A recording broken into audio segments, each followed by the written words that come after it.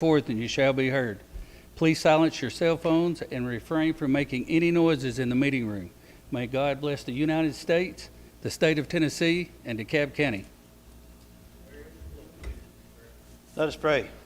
Almighty God, as we bow before you, and truly, Lord, we come before you with thankful hearts.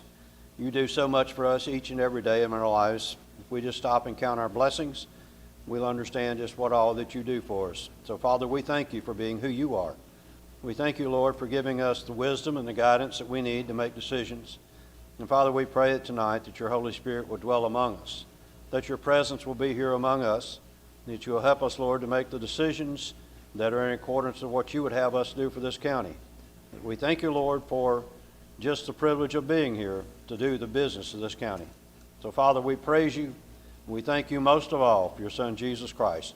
For it's in his name that we pray. Amen. Amen. I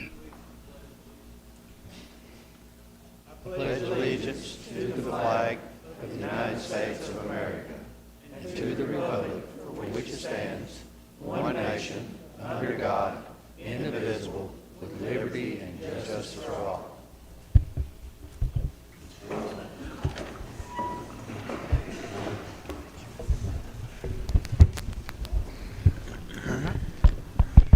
Clerk, can you call the roll for us?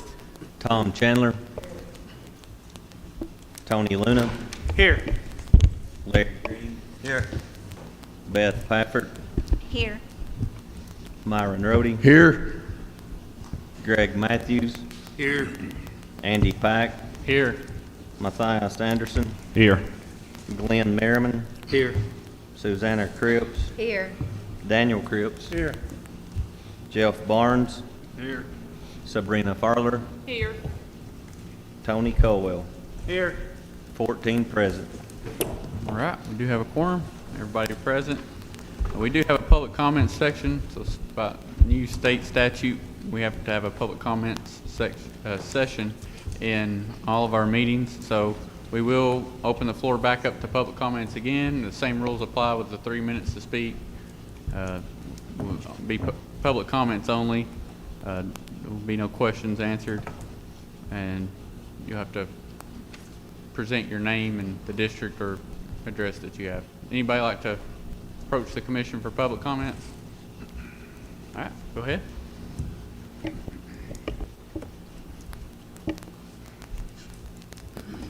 Y'all know where I stand on this, so I don't have to say a whole lot. But from the consensus of the public sitting over here, I would ask that each of you be very conscious of speaking into your microphones tonight so that you can be heard by everyone here, and we know who's speaking, when they're speaking, and what they're saying, because it's very difficult to hear you guys over here, and we want to know what your thoughts are on this. We want to know why, who, where, and how. So that's my comment. I would just like for you guys to be aware, speak into your microphone so that everyone can hear you, please. Thank you. Oh, First District, Darcy Cripps. Yep. Thank you, Ms. Darcy. Any others? Okay.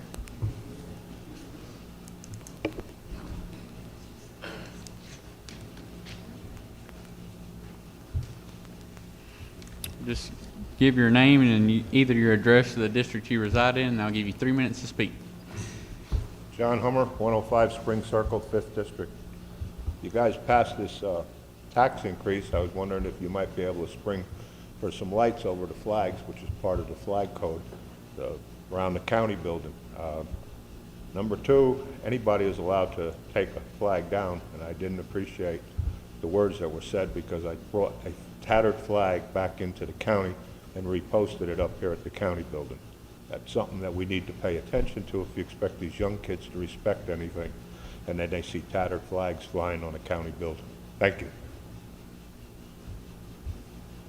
Okay, thank you. Is there anybody else that would like to make any public comments before we get started? All right, I don't see any more, so we will move on to the approval of the agenda. Would any county commissioner like to make a motion to approve our agenda? I'll make a motion to approve the agenda. Motion by Greg Matthews, Second. second by Tom Chandler. Is there any discussion? All right, all in favor say aye. Aye. All opposed? Motion passes. Approval of the minutes of our May 30th County Commission meeting. I'll put that in the form of a motion. Myron makes a motion to approve the minutes of the May meeting. I second. Seconded by Sabrina Farler. Is there any discussion? All in favor, say aye. Aye. Opposed? Motion passes. So let's go to our financial reports. Local option sales tax. We had a net collection of $623,979.02. Would anybody like to make a motion to approve the local option sales tax report? Motion by Colwell and seconded by Larry Green. Is there any discussion? All in favor say aye. All opposed? Motion passes. All right, we do have quite a bit of budget amendments here, so for the sake of time, we're going to kind of briefly go through these. So we have the general purpose special education.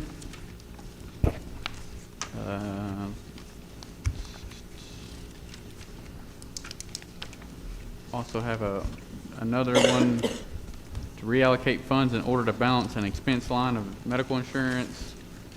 We have one reallocating funds in order to balance an expense line item, looks like for the bus drivers, and then the backpack program amendment. Would anybody like to make a motion to combine and approve these budget amendments for the Board of Yes, Education? Mr. Mayor, I'll put that in the form of a motion that we combine them all and vote on them all at the same time. Perfect. I'll second. So Myron made a motion to combine these for the Board of Education and seconded by Tom Chandler for approval. Is there any discussion? All in favor say aye. Aye. All opposed? Motion passes. All right, now Fund 101, County General. Mr. Mayor, Yes, is it because we have a major issue on the agenda tonight? Is it possible for me to make a motion that we accept all of these budget amendments at one time? yes, sir, we can. Bundle Bundle all them the all funds together. together. All right, so. And I'll second that. Okay. So, Tom, would it be accurate in me saying that you make a motion to combine all of the presented Fund 101, Fund 116, Fund 120, Fund 122, Fund 128, 151. and 151, That is correct. all is presented and approved? That is correct. And Myron, you That is seconded correct. that. Is there any discussion? Because all we're doing with this, they're just cleaning up their budgets. That's right. That's correct. I'm gonna give Judy a minute here. I don't want to get past her. It's hard to write all that down when we're going so fast. All right, all in favor say aye. Aye. All opposed? Motion passes. Our committee reports, we did have a purchasing committee and 2 budget committee minutes. Can I make a motion that we bundle and accept all of those? Yes. So Tom Chandler made a motion that we bundle the purchasing committee minutes and the budget committee minutes together. Seconded by Sabrina. Is there any discussion? All in favor say aye. Aye. All opposed? Motion passes. All right, so we're past all of that.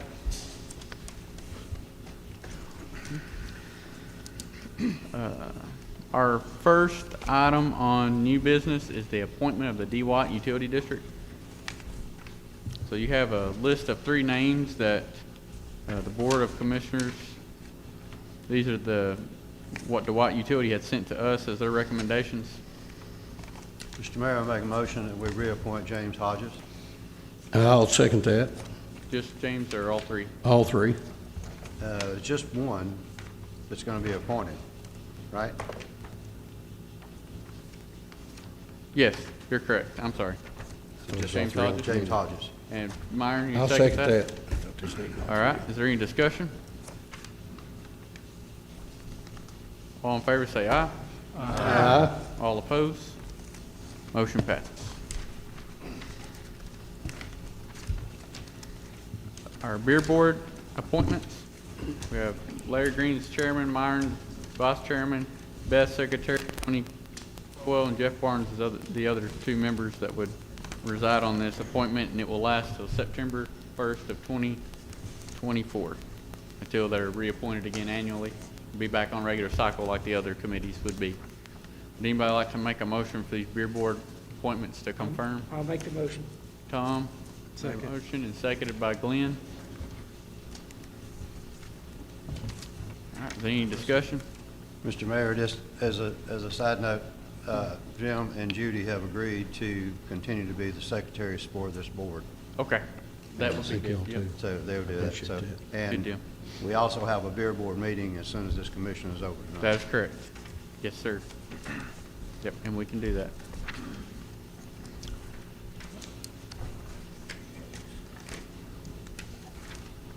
Did I get a motion on We got to vote on that? All in favor say aye. it. Aye. All opposed? Motion passes. Our beer board policy and procedures. Anybody like to make a motion to approve the beer board Put policy? that in the form of a motion, that we accept that. Okay. Myron got a motion, Sabrina seconded, and I did not discussion. second it. Oh, okay, I thought I saw your hand go up. I There- think You're we, not, yeah. with the change in the secretary, maybe Larry's got a motion and we need a second for that. I know we all agreed to it. Would you like to? We- Yeah, Amend the I'll motion. make that form of motion. I just thought you might be a backup secretary or Okay. something if they wanted, but we can do it that I way can- if you want it. I think we need to, Officially. Official, so, Yes. let's see, Larry, you made a motion for that, right, Larry? Would you like to amend your motion to? No, I did, all I just made is made a comment. Tom, would you like to amend that to where, Jimmy Foss would be the secretary instead of Beth? Oh, sure. And I'll second that motion. Okay. And, yeah, Beth's a second. All in favor, say aye. Aye. All opposed? Motion passes. Does that mean that Beth is not on the beer board, or? She's on there, She's on yeah. it, but Jimmy's But the he- secretary? that's correct. Oh, okay, Yep. all right. Sorry for the confusion. All right. I had a motion for beer board policy. Thank you. And seconded. All right. You need to, I got a second? You get a second on it? No second. I didn't think I had a Yes, I second. thought Sabrina seconded. I did not No, second it. I thought she did, but she threw her hand up. but I it was trying to for stop you something to go different. for Yeah. the other thing. Anybody have a second to approve the beer board policy? Second. Seconded by Larry. Any discussion? Yes, Yes. I'm assuming, because I don't have a updated copy, that someone went through this and corrected the misspellings, changed object to opposition, where it says if the owner is in opposition to the issuance of the Ye- yes. permit. That The the final things that draft we had- discussed yes, on yeah. Thursday night, Right. those have all been done. Yes, there'll be a Okay. final copy that would actually be the policy in itself, yes. Okay, I'm good. Yep. Will the secretary be the county clerk officially in this policy, or, because we just amended it the other way? A Well- five-board member with the clerk Right. being the secretary, so that number 3 might need some more wording possibly? Or does it matter? Oh, There, it's just, Okay. it's, Okay. Jimmy, You just point. yep. They're still in a secretary appointed, yep. Yes.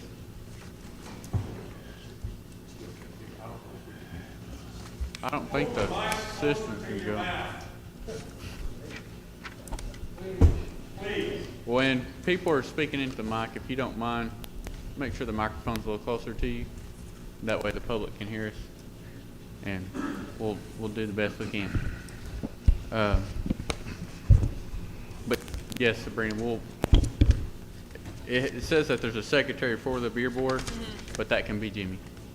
So I don't think there'd be any changes here other than the spelling. Yes, sir. Some of what we got And here. he would have been part of that anyway, because he's the Yes. one doing the That's correct. background checks Yep. and everything. All right, any further discussion? All in favor say aye. Aye. All opposed? Motion passes. Thank you, Jimmy, for doing that. Our sales tax agreement. So we do have a sales tax agreement with the municipalities and the Board of Education to give an extra 1/3 of sales tax, a school sinking fund. That was for the operations and construction of buildings and many other projects that money could be used for. Right now, that ceases at 2037, and we're looking at extending that to 2067. That way we can make further budget projections. And so the commission talked about wanting to add that to the agenda. I think that it would probably be good to make a motion, if one would like, to extend the sales tax agreement contingent on the other municipalities and the school board also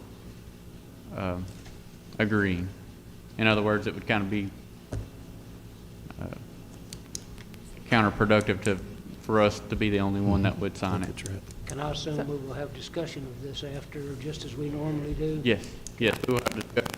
I make a motion that we extend the sales tax agreement, which is currently at 2037, to 2067, continuance on all parties agreeing. So it's kind of basically getting the ball rolling Right. to see if this will work, but all municipalities would have to agree to this. I think I'll that's- second that. Yeah, it's perfect language. Sabrina made a motion and seconded by Myron Rhodey. Is there any discussion? Yes. Yes. Make sure you speak into your mic. I have had feedback that, I don't need to say who it was, but I've had feedback that the cities, one or more of the cities, are questioning doing this without the school board having come forward with something that they can look at and say, this is what the money would be spent for. And I think there's a non-zero probability without that occurring that we may have some difficulty getting the cities to agree to this, and I'm just going to make that comment. Is that, would be in reference to like a newer, like whatever that school project would be now? That Is that what they you're would, referencing to? Yeah. that they would be reluctant to extend this agreement without an understanding, or at least something that they could look to and say, well, that's what the money's going to be spent for.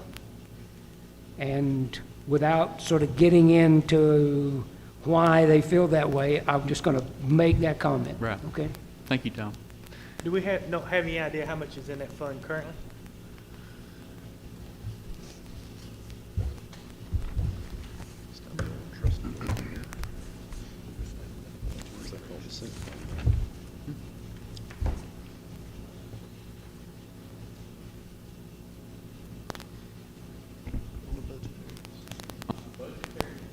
Budgetary basis, whoa, I got loud. On a budgetary basis, we would have $12,497 in it currently as this 2025 budget. So, okay, so I probably should add a little to what I said. And that is that it may require, getting the cities to do this, may require that the school board come to the commission with some plan and get at least some tentative support from the county commission so that once again they could understand what the money was going to be spent for, that they may be reluctant to just carte blanche say, okay, we'll continue to put 1/3 of our sales tax money into this fund without knowing what the school board was intending to do with it. Because there may be differences of opinion about what the school board should be doing with that money. 2/3.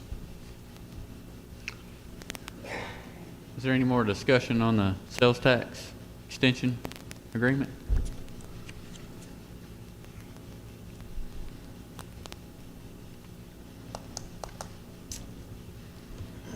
Let's do a roll call vote.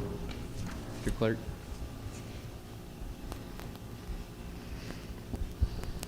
Tom Chandler, Yes. Tony Luna, Yes. Larry Green, Yes. Beth Pafford, Yes. Myron Rhodey, Yes. Greg Matthews, Yes. Tony Colwell, Yes. Sabrina Farler, Yes. Jeff Barnes, Yes. Daniel Cripps, Yes. Susanna Cripps, Yes. Glenn Merriman, Yes. Greg Matthews, You got to vote again. Yes, again.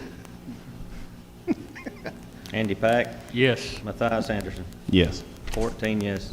I call him. All right. 14 yes, it passes.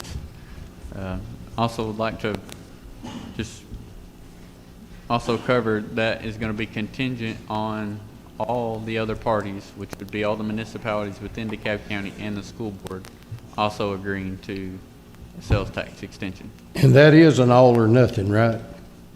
Yes. That's an all or nothing. All has to Everybody agree, does it. Yes. or it That was doesn't the pass. motion. Right. Yeah, and my recommendation to those municipalities would be to word it the same way we worded it. All right. Wheel tax. We have a resolution here to levy a wheel tax. This would be a majority vote for a $100 wheel tax. And the Budget Committee's recommendation would be that this wheel tax offset the proposed property tax increase for this year's budget.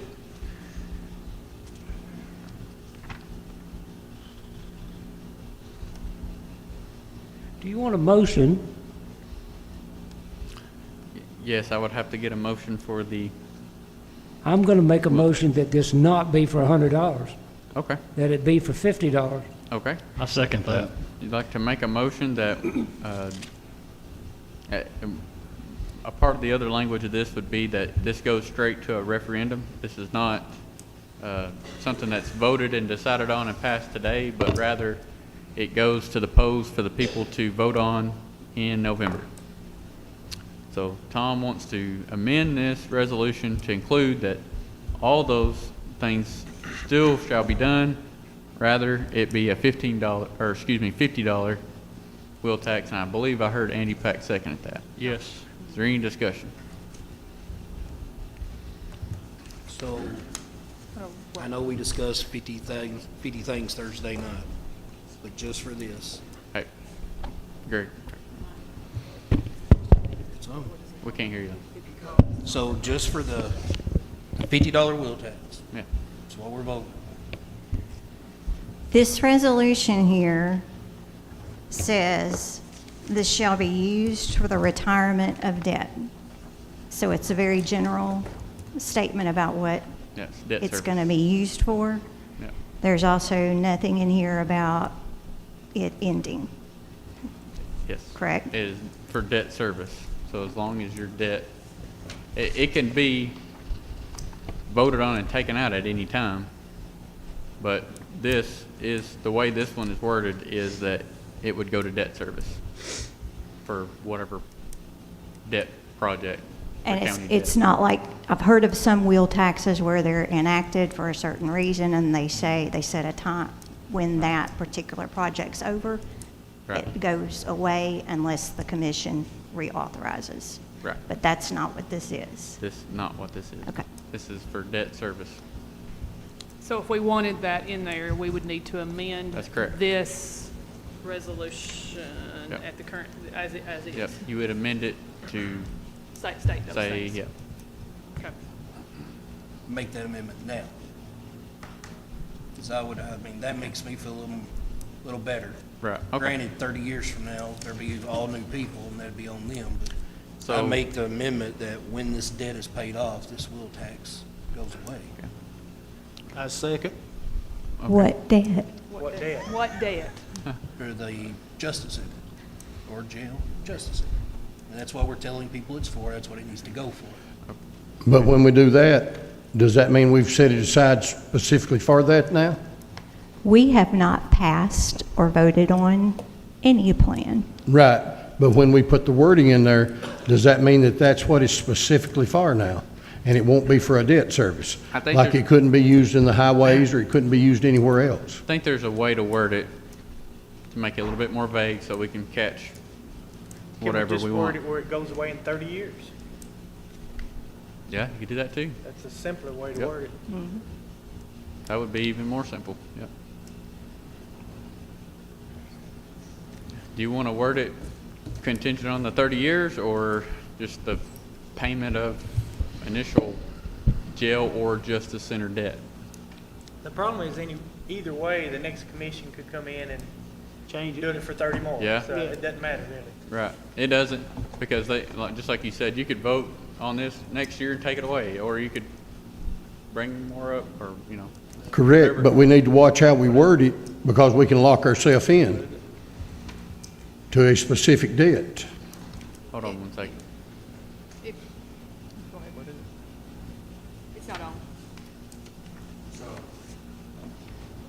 What the resolution is that it would go to a referendum. Correct. So if the people vote on it, then the commission can't change it. It would take another referendum That's true, yeah. to take it off. Yeah, thank you for adding that. And Yeah. if we have to word it a certain way before they vote on it, because once they vote on it, that's how it is, correct? Correct. Okay. So we need to watch how we word it, because that's how it's locked in. So that suggests that leaving it the way it is, that it's to be used against the debt service fund, is the most general way that we can write this proposal.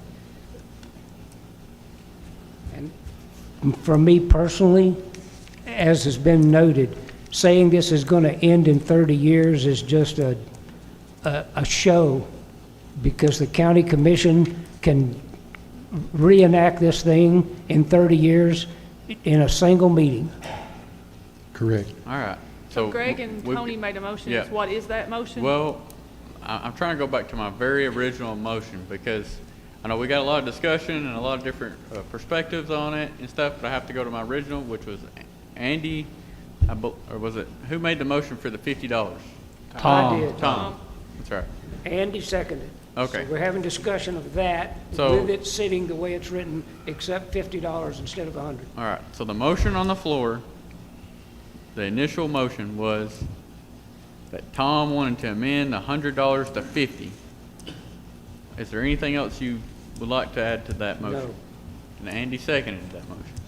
All right, so we had some discussion. Is there any more discussion before we take a vote on that? Well, just can't take- as a matter of part of the discussion, you realize you just added 17 cents to the property tax.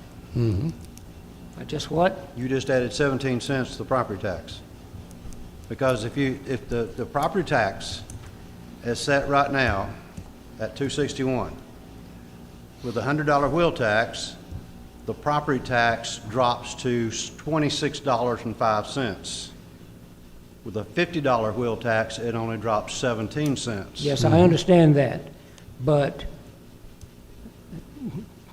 I haven't had anyone say to me that they would, and we had someone come and spoke about it, that they would be willing to support a $100 wheel tax, even if they supported a wheel tax. It wouldn't be $100.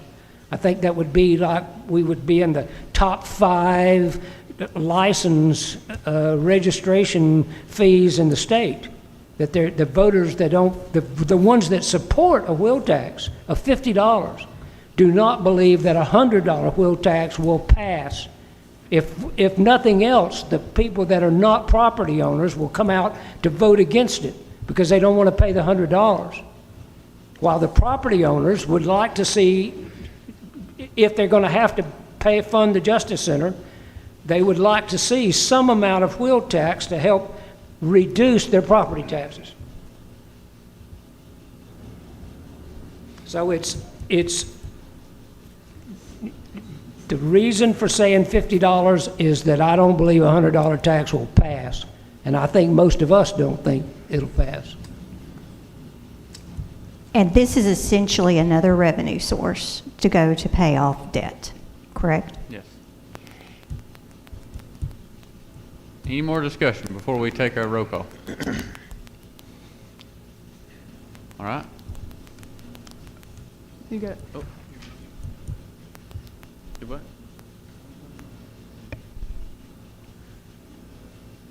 On the amendment, right, yeah. Yeah.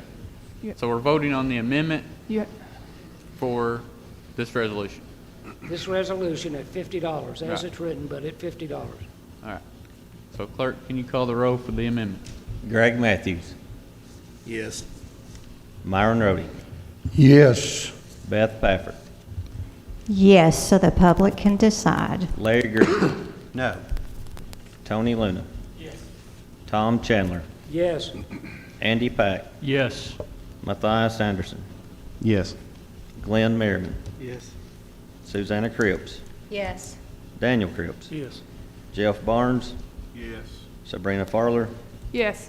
Tony Colwell. Yes. 13 yes. All right.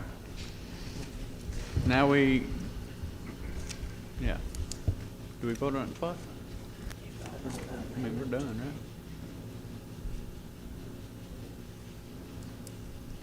We should have done. Still got to vote a second time? Yeah, I think we just Well, voted. my We did it wrong. motion- We should have done- So let me correct, my motion was that we accept this Right. amendment as written, except changing the $100 to That's how I $50. took it. That is correct. That's what I understood. And Well, then I'd and like to Myron change mine seconded to that. no. All right, we're moving on. We're moving on. No, change mine to no. I'm not moving on. Okay. I don't like how it's written. I mean, I'm just. We not just for voted it. on the amendment. We didn't vote on the resolution. Okay. All right. If it would make you all feel more comfortable, we'll vote on it twice. Would that be better? All right. So we're voting on a resolution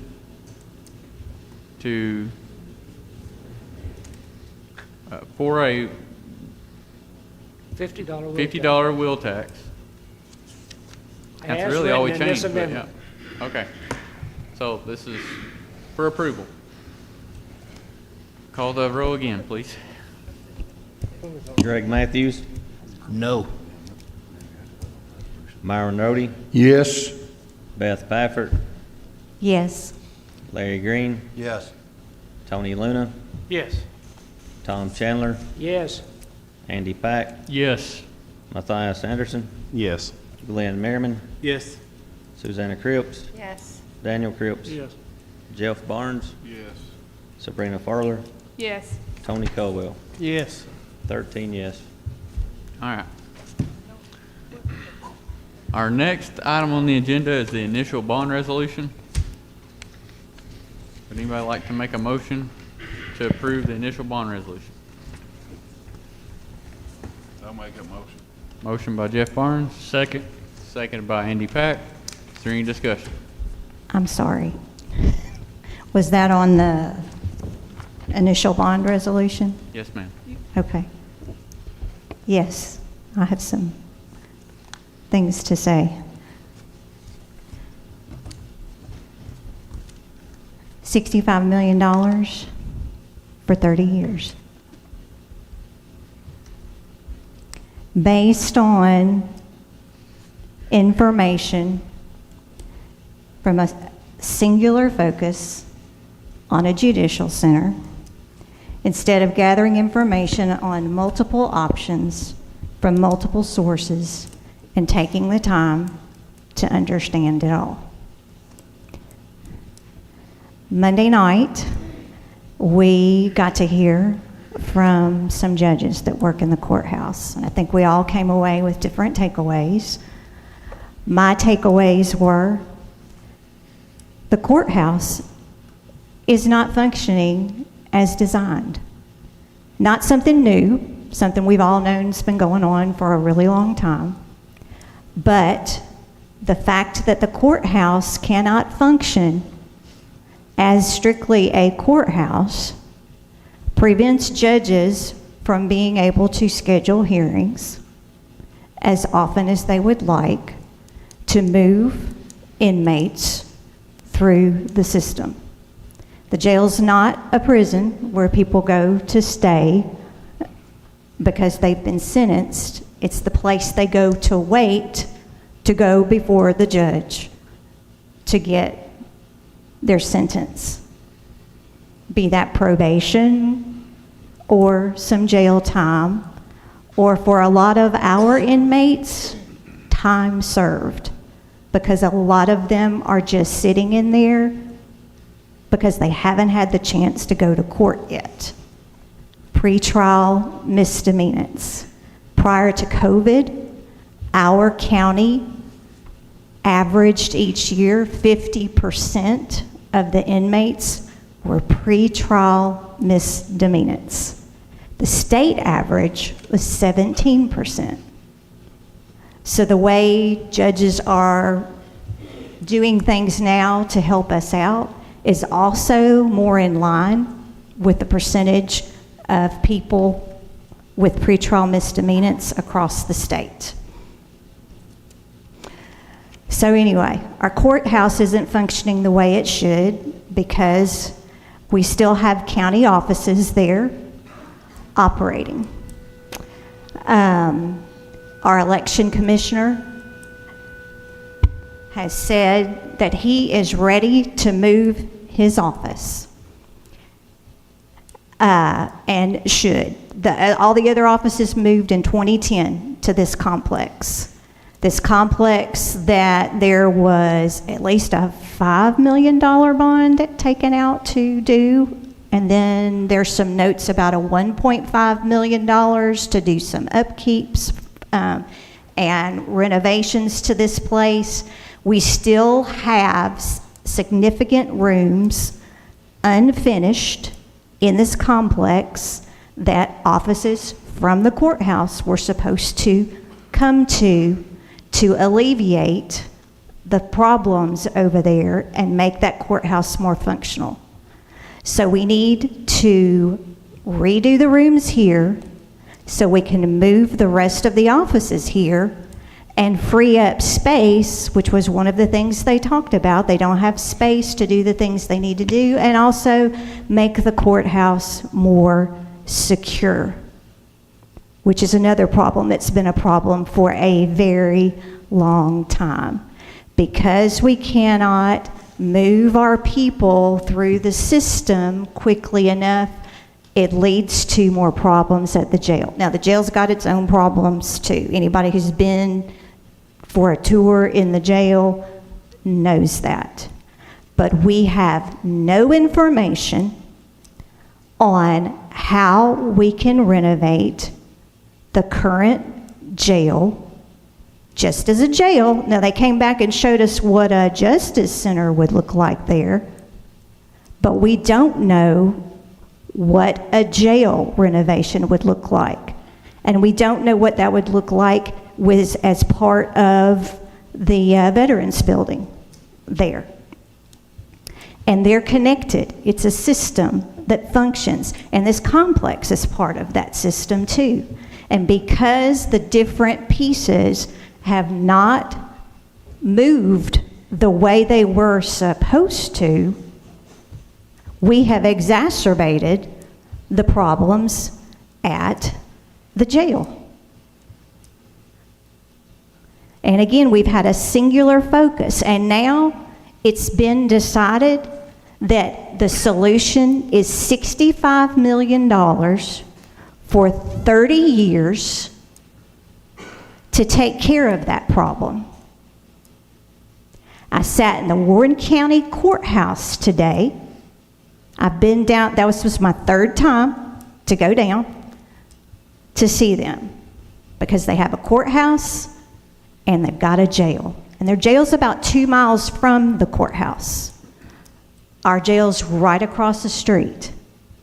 And I don't know, maybe we'd get information that would say, yeah, $65 million is the way to go. But I can't make that decision when I don't know what phasing in talking with the sheriff, what's the greatest need? What do we need to make space for over there? What do we need to renovate first? Place for our women inmates. They're the ones that we've had to send away. Figure some things out. Do some research. When this new group was running for election, I heard people talking about recreation centers, schools. Do we think $65 million for 30 years is going to benefit or help this community in that way? There's a lot of talk about the numbers and the money, and that's a big part of it, but we may need to do it in little pieces, using what we have, rather than $65 million for 30 years.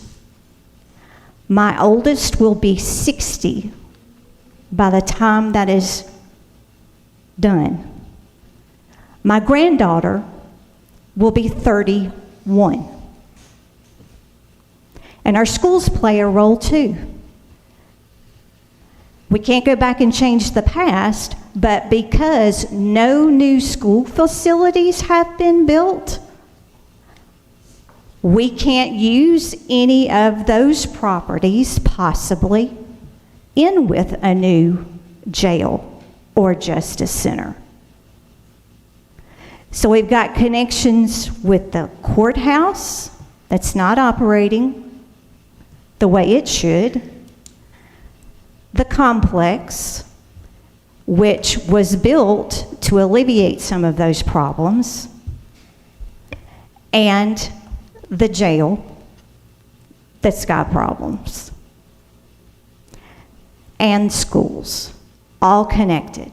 And what we decide on this impacts every other office, every other function. Another thing they tell you, when you're planning for this stuff, you better plan for how you're going to staff it. Not a plan for the doubling, at least doubling in size, that the sheriff has told us it's going to take to staff that judicial center. So does that mean we're going to start talking about what we don't have to do in our budget? There are quality of life issues as well.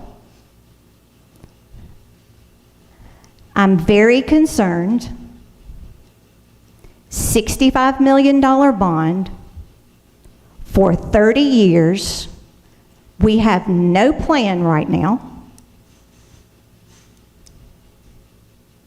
We don't even have a plan for the building that we've adopted, much less a plan for how we're going to pay to staff everything.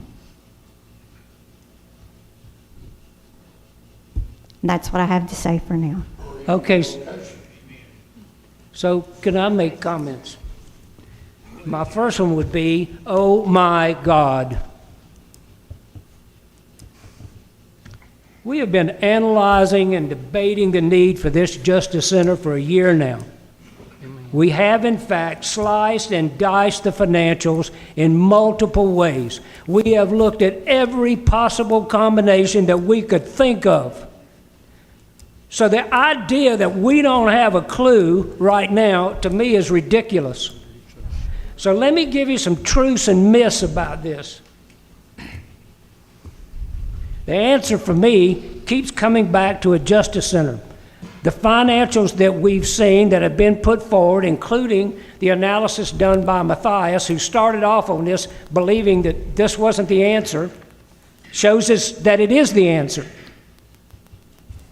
Myth. This is not Matt Adcock's Justice Center. People are saying that.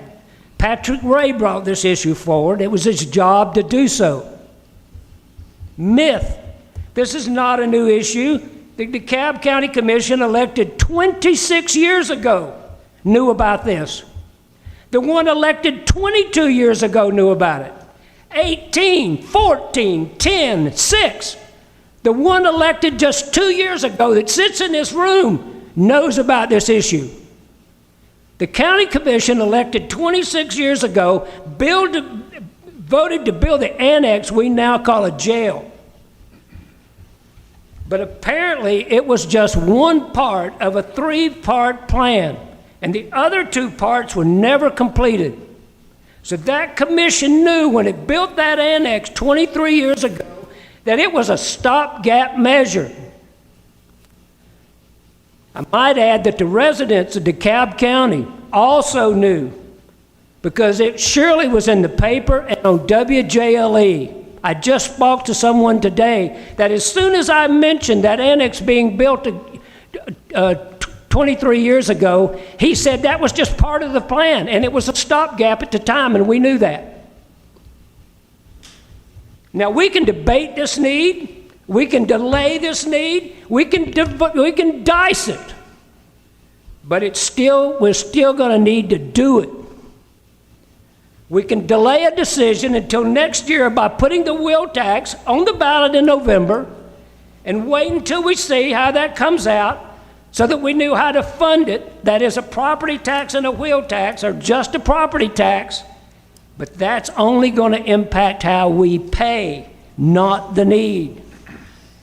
Now, some think that if Donald Trump is elected, we may see some reduction in the cost of building materials that will reduce the cost of the Justice Center.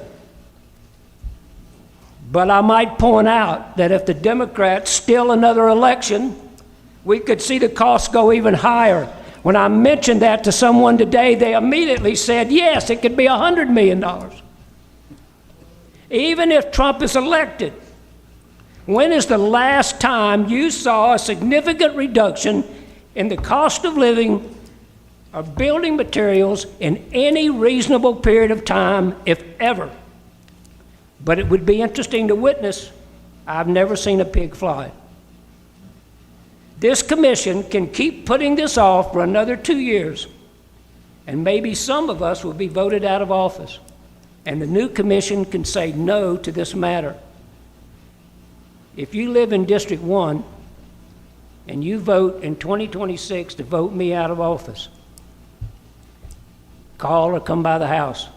My wife will thank you personally. She never wanted me to be on the county commission to start with.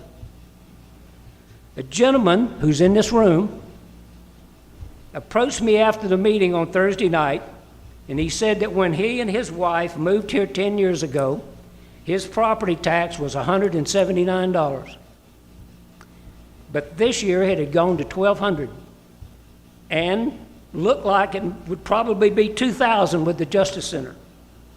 So had he been artificially paying too little in property taxes all this time because things that needed to be funded had not been funded, and that now he was going to have to pay even more than he might have because these things could not be pushed off any further? And the answer is yes. Myth. The Lone Ranger's not coming. The Justice Center Piper is a vampire of sorts. But Clayton Moore, the Lone Ranger, died in 1999, and we are fresh out of silver bullets. If you remember the old TV show, the millionaire is not coming. He gave away all his money and he died a pauper 50 years ago. Myth. DeKalb County is not going to win the lottery. Myth. We are not going to turn Smithville Elementary into a jail. If it can be a jail, it can be an elementary school. And oh yeah, it is an elementary school, but it needs some serious repairs and upgrades. But so do the middle school and the high school, and maybe even more urgently the Smithville Elementary. And that's not to mention North Side and West. Myth. Thinking that you have a family or friends. You do not have a family or friends in the jail, so you should not have to pay for a new one, will not help you. And I say that because there are people in this county that think because they don't have children in the schools, they shouldn't have to pay for the schools. But the jail and the courthouse are not the only things that have been neglected for years. if not decades. There's our roads, the schools, and others. We cannot promise you that any tax we vote in now will go away. We just can't. Too much has been kicked down the road for too long. Myth. Making DeKalb County the biggest speed trap in the world will not solve this issue.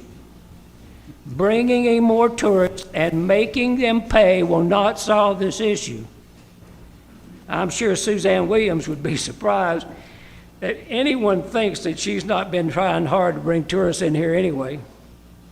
View and impact taxes will not solve this problem. They're not legal anyway.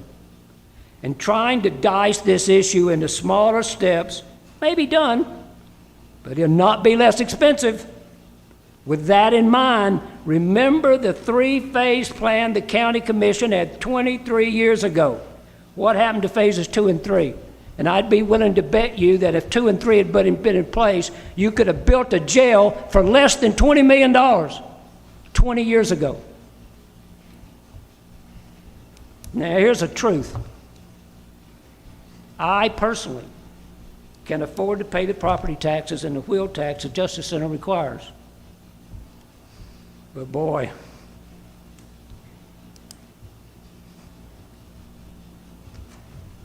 I'm aware that some, if not many, may struggle to pay them.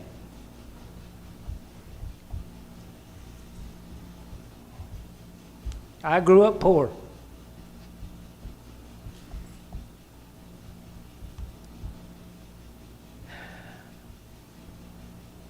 Both of my parents worked, but we lived paycheck to paycheck.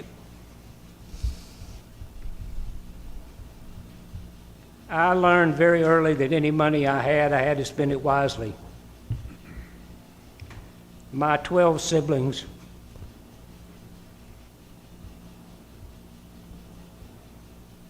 voted me the cheapest person in the family.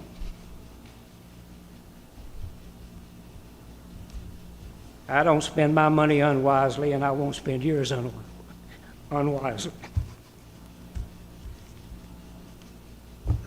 Here's the truth for all of you in this room, and you may not know this.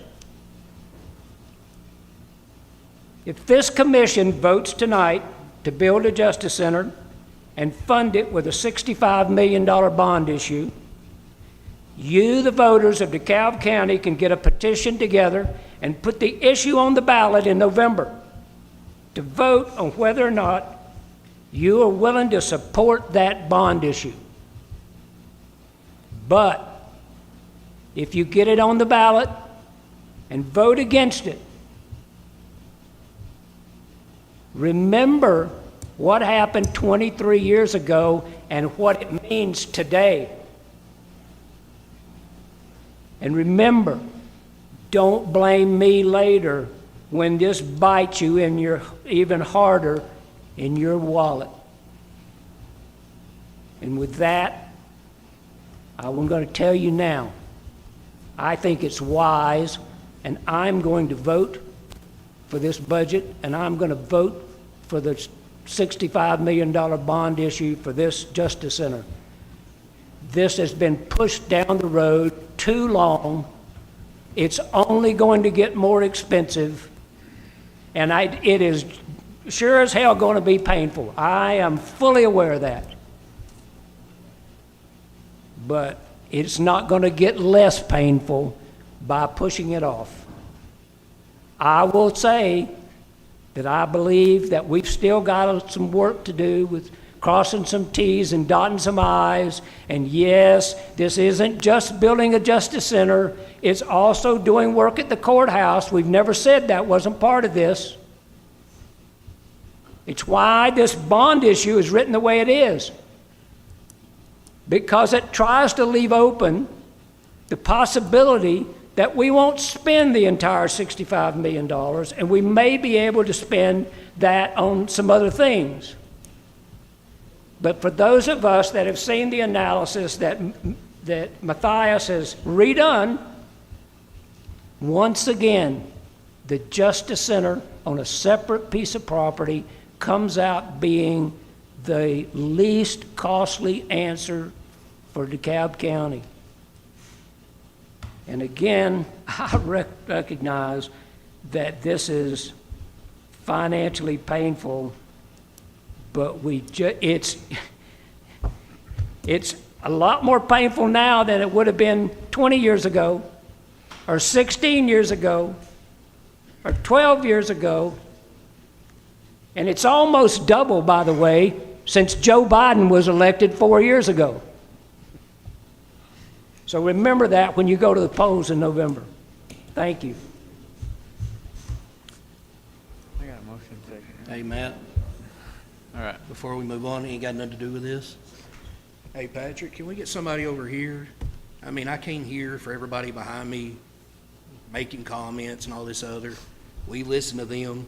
It'd be grateful if they could do the same for us. If not, please start showing people out.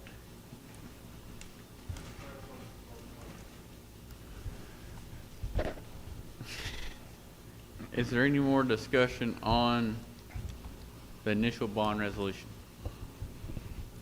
I've got a little more to add to that. Okay.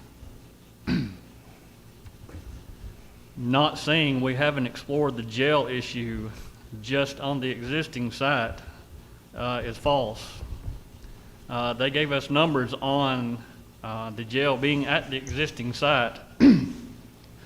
And just like I've discussed with many of you, I was totally against this when I first started. I thought you guys had lost your mind. And no, this is not, Matt's not pushing us one way or the other. It goes back to research we've done. It goes back to the numbers, and the numbers don't lie. The jail itself on the existing site is $56.875 million. On a new site is $51 million. And this contributes to some of the numbers that Matthias put together to even kind of back these numbers up. I mean, and the same number of personnel is going to be required at whatever, if we even decide on anything. And I spoke with the sheriff, and the judicial center that we have proposed this budget on, he said would be more efficiently operated than any other scenario that we were presented. This need more time to research this.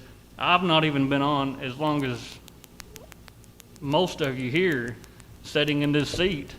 And I mean, again, the numbers don't lie. It's pretty obvious of what the direction we need to go in. And again, if we keep putting this thing off, I mean, you're asking more of our judges, you're asking more of sheriff, housing these prisoners out, that adds up.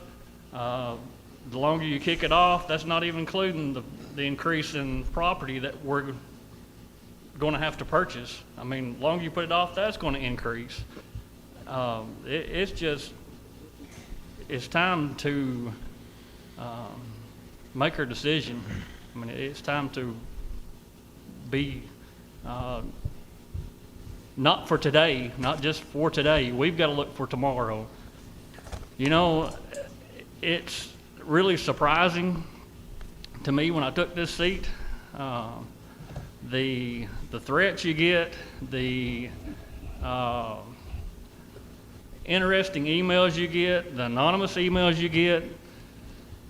I mean, you've got to take everything in consideration. I understand that, and I think that's what we've done. I appreciate all the feedback. I love brainstorming.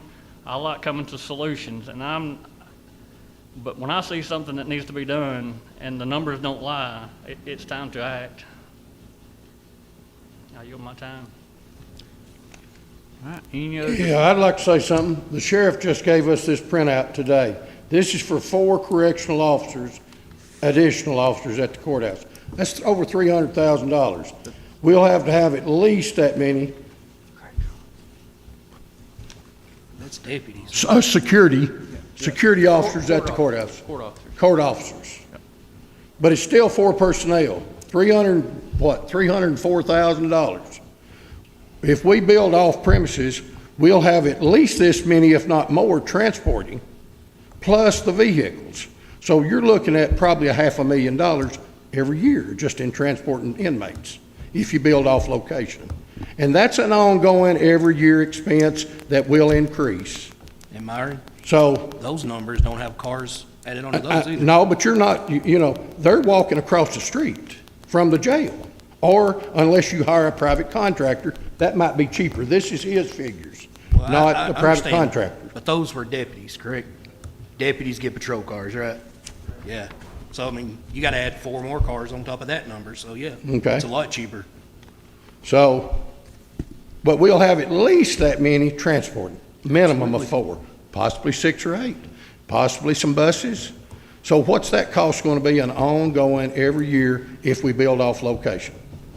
And that's an ongoing thing that we've not even discussed. The 40 plus additional personnel, if they build a bigger one here, we're going to have more here as well. That's another $1.5 million salaries. That's an ongoing every year thing. And sure, if we build here, we're going to have them. If we build somewhere else, we'll probably have to have them as well, because it's going to have to be for the number of beds we build. So there's a lot of this that's not being figured in, expenses that is not being figured in with just the extra building expenses. There's an ongoing, and it's just like a snowball. It just keeps getting bigger and bigger the more you figure in. What's the interest going to be on our bond? On a $65 million bond. What's the interest rate? And if at the rate, what are we going to pay interest a year on a bond? I don't know. I mean, our financial man could probably figure that at one time, at whatever time. You may can tell us what it is today. I don't know. It's in the exhibit to the bond resolution. It's in the exhibit to the bond resolution. Okay. There's just a lot of other expenditures that are not being addressed when we address the building, and I'm more for let's do what we need. We need so many beds to house so many inmates. We can upgrade the current courthouse, and if we get the offices cleared out, we've got more security at the courthouse. Then we've got places in the basement to hold inmates where they're not a threat to the public and the attorneys and the judges. There's just things we need to do, and we're going to use the courthouse, whether we build a criminal justice center or not. The courthouse is still going to be used. Still going to have court, still going to have security, still going to have expenditures keeping it up. We're just going to have 2 things to keep up now. Well, I don't think we've said that's not true. Okay. And we've also got the annex, which was, I agree with Mr. Chandler, it was phase 1 of a 3-phase. The other 2 phases was meant to build on the current location as well. Why we didn't finish that, that's beyond me. But it was prepared, it was designed and engineered and all. So if it was okay then, why is it not okay now to build? But we have, as Andy has pointed out, we have been given numbers for building a jail on the current site. And so we have those numbers. And yes, it's true that building the Justice Center, there may be some other expenses come with it, but if you look at all the other options, they've all got expenses that come with them too. And again, if you accept and put any credence in the assessment that Matthias has done, including the most recent one he's released, every time the Justice Center on another location comes out to be the cheapest answer, including that you're going to have to do the updates to the courthouse. We always knew that as soon as you can start moving people out of the courthouse, but you aren't necessarily going to create more space for courtrooms. You may be able to put some cells in there for holding some people, but if you're building a Justice Center, you don't need those cells. Or at least you may not need more than one. And I'll admit there's some tweaking that needs to be done here. But again, I would point out that if what we're going to do here is push this off again, that's what's happened in the past. So prepare yourself. The price is going to go up. All right, so on the table, we have a resolution to not exceed $65 million. So that's, we can come back and whatever that number is, right, Steve? We can plug it in there, whether it's 20 million or 65 million. So, Now, Matt, is it still open? I know we went over this Thursday. If nothing's changed, it's still open. Can be used on other things also. yeah, like if you had some money left over, if you took out $60 million and then you only used 55, Understand. you got $5 million. Just want to make sure. If your hands are tied that has to be going to the building and the building's completed, then you're gonna have to keep walking around the building trying to find out where you can spend $5 million on it at. That's just saying, if we borrow money and end up having too much, and we may not have any spare money left. But in the case we do, this is written into a way where you would be able to spend it on something else instead of just having to keep adding to the building. And shifts at the courthouse begin to help with the jail. We still have to do the jail. And the jail numbers are based on 190 beds. And again, we have not voted on what size jail we need to do. There is no plan. So again, the $65 million bond is up to $65 million. If we decide in our discussions, if we pass this and decide that what we're going to have is a 100-cell jail, we're still within inside that $65 million. If it's 125, we're still within that. We're not saying that. What we're saying is that by passing this now, we don't push this off for another year. And I might say that while they might not have overtly pushed this off every year, that in reality, it has been pushed off for over 20 years. And that's why it's now $65 million. And I'd just like to point out that, or unless I'm wrong, it was voted 190 bed. Yes. It was voted Justice Center. There was a Three-phase. building plan that was voted. I mean, I don't understand. There were committee recommendations.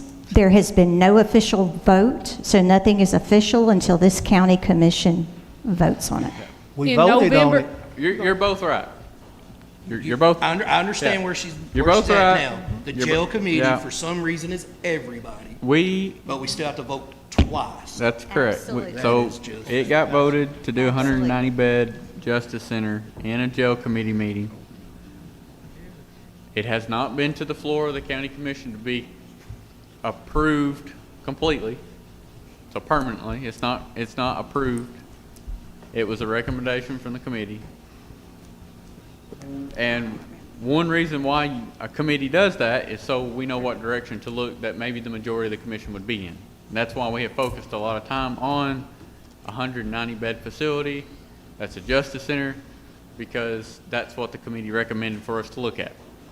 So you're both right, but it's kind of In where we that are. same meeting, in that same November 23rd meeting, we were told that it could not be on site, beside it or anything. Right. And things changed, and then in March of 2024, they come with a 4-story Yeah. plan. So, yes, we did make there was a recommendation discussed that night, but since we've had a monthly meeting, there has been lots of other Yeah. avenues, suggestions, changes that Right. puts several different questions, which when you say for a plan, Right.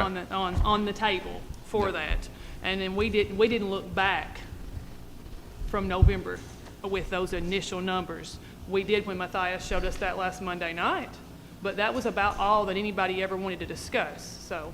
Well, we made a we looked at the options, and then they made a motion in a committee meeting for a 190-bed Justice Center. While we were conducting that, there was questions with other options about the facility that's across the road on the square and different other options. So as we were working on that, we kept working on what other commissioners would have liked to saw also. That's how we had all those options about a jail in a different location, a jail in the same location, a justice center on a different location, justice center on the same location. So we explored all those different options. And again, at the end, we've all compared them So, to where we're at today. We will not for sure have something until a member of this 14-body commission makes a motion in a meeting setting as we are here today and says, I want to make a motion to build whatever on whatever place at 100 and however many beds. so if I'm not mistaken, I am the person that asked the gentleman who came and presented to us his jail plans, asked him about building the jail and/or justice center on the existing site. And he did that. And he came back with an answer that was a higher number and still is a higher number than the other options. It also, by the way, building it on the existing site has the most complications and potential for higher, even higher cost in the future and/or impact to the city of Smithville, including potentially blocking off part of the downtown square for as long as 2 years. The fact that you're then landlocked again, so that the commission, our children who are going to be sitting here on this board 20 years from now are going to look back and say, why in God's name did they redo in 2024 what the county commission had done in 26 years earlier? Doesn't make any sense. And again, I am not the only one, I know, because I've heard this from other commissioners.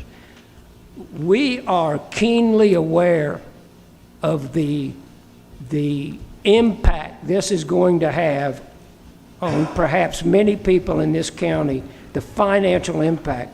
Many are going to struggle because of this. But I have to keep reinforcing the fact that it's not going to get better. And we are here where we are now at this pain level because action was not taken in the past. And again, it isn't just, and just so you understand, it's not lost on me that we have ignored the roads. I think I've brought that subject up multiple times in front of this commission. The schools, and I'll say in that point while I'm at it, just for those of you that would like to see a new elementary school, in my personal view, we are beyond the luxury of being able to build a new school. Our schools, 3 of them, are in such shape today that we cannot build one school and push off for 15 years the second, and another 15 years, 30 years for the third. We must now be doing repairs and upgrades to technology and security. We got to stop thinking this idea that we can go build a school. I don't think that makes any sense. You can't put off doing repairs and maintenance and upkeep and by spending all your money on one school. I'm sorry, but... And why is that? Why are we here? Because the schools have not been funded, and we haven't done things with the schools we should have been doing as well. I think someone spoke to us the other night that may have been on this commission, that when they were in high school at DeKalb County High School, they were talking about a new school. Here we are, 75 years later. So we just, yeah, we can push it off.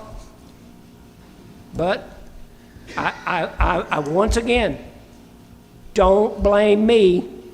Don't blame the members of this committee that vote for this later when the price is higher. It's painful now, but it's going to get more painful down the road. Mr. Mayor, call for question. Clerk, can you call the roll for the initial bond resolution? Tony Colwell, Yes.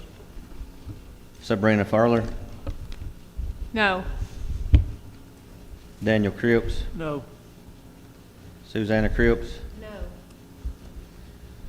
Matthias Sanderson, Yes. Glenn Merriman, Yes. Jeff Barnes, Yes. Andy Pack, Yes. Greg Matthews,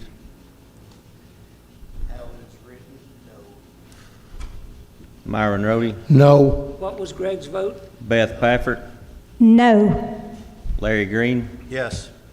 Tony Luna, No. Tom Chandler. Yes.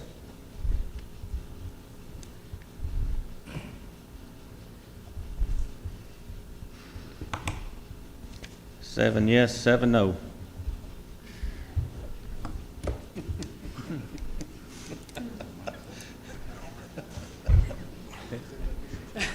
So we just cut the price in Would half? anybody wish to change their vote? How it's written up, I think we should only borrow what we're needed, not leave it open to spend it elsewhere. Well, I always said I didn't get a vote in this, but I guess that changes. I thought that's the way it was written. We could just borrow it up to. Not to exceed 65. Up to 65, but the way, The other two can be used on other roads, stuff that we went over. You would- ambulance, You would, if your project come out at 54, you're gonna borrow 54. You're not gonna borrow 65. You get what I'm saying? It's not that if the project comes in at 55, you borrow 65 anyway. That's not what it means. It means wherever your project lands in there, that's what you borrow for. But as you make expenses at the end of the project, when we're spending money, and for some reason that 55, they only ended up spending 52 because things have come down in price as they were working on it or something. The cost of materials have went down or something. You would use that, it would probably be a very small portion of money left to spend on something else. But at least you would spend it on something other than just trying to go back and see what you'd add to the building. We're not going to borrow $65 million if it bids at 55 or something, or 60.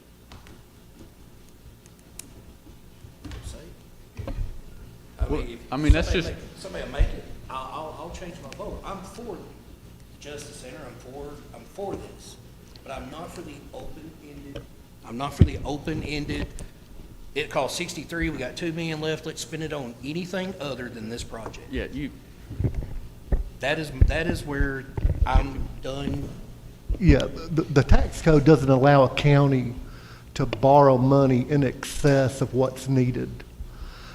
And it's impossible. Bonds are sold at denominations of $5,000. It's impossible to get it to the very penny. You got change orders during construction. So if the amount is not to exceed 65 million, if it bids out and it's only 58.6, you're gonna sell what you need. If you have any excess proceeds, if something comes in cheaper, if you got any overages, then you can spend it on something else. Because you can't borrow in excess of what you need under the law. So I asked this question Thursday night, and it was I think Myron was there. He said also, then borrow what we need. So if you're telling me it's bidded out for 59 million's all we get, I'll change my vote. Yeah, because. Not no 65, and there'd be $6 million to be spent on everything. Yeah, you're not gonna borrow the 65 unless you need it. You only borrow what you need to pay, for the project plus cost of issuance. That's all, We'll bid all this out. This is just an estimate. Anytime you have somebody come up to, anytime you have a job of this scale come up, you have to find somebody to give you an idea of what an estimate would be, which is what we have. We have not bidded So when the bids come in, we'll see the true price of what it's actually gonna be, which that one day left the estimate just a little higher. That way it would, you know, we could adjust and budget for what we would need. But And whenever it comes in, it comes back before the whole board, whole commission. Okay, I'll change my vote. okay. So we're not gonna use any of the 65 million we're not gonna use any of it for anything but the building project. That's what you're saying. We're not gonna be buying fire engines or patrol cars or other expenditures. We're bidding out the project. Mm-hmm. We're not spending, we may, if it is 65 million, then yeah, we would spend 65 million. But if the cost of the project comes in and bids is 55, we would borrow $55 million. Okay. Okay? What are we gonna do with the other 10 million that's on the bond we've already got? It remains unissued. Yeah, we don't, this is permission. All this statement Right, is but are we permission gonna use it for other things later on?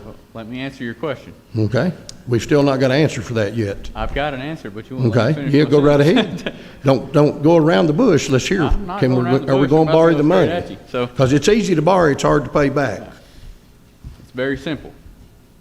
You have, this document gives you the permission to borrow $65 million. You cannot exceed that. Right. When we bid this out, and let's say it's 55 million, you don't have to borrow 65.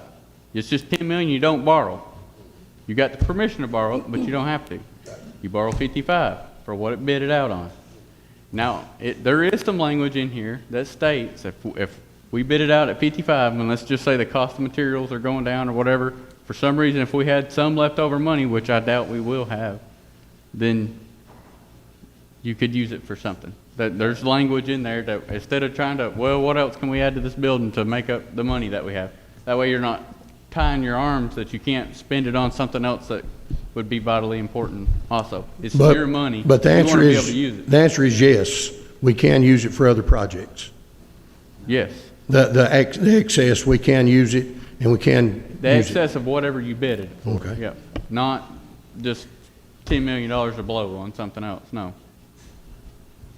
So in the budget meeting, it was stated that other things could be coupled in that if need be. Right. Because it is in the debt service things. That's right. So it could be something other than this Right. project, Yes.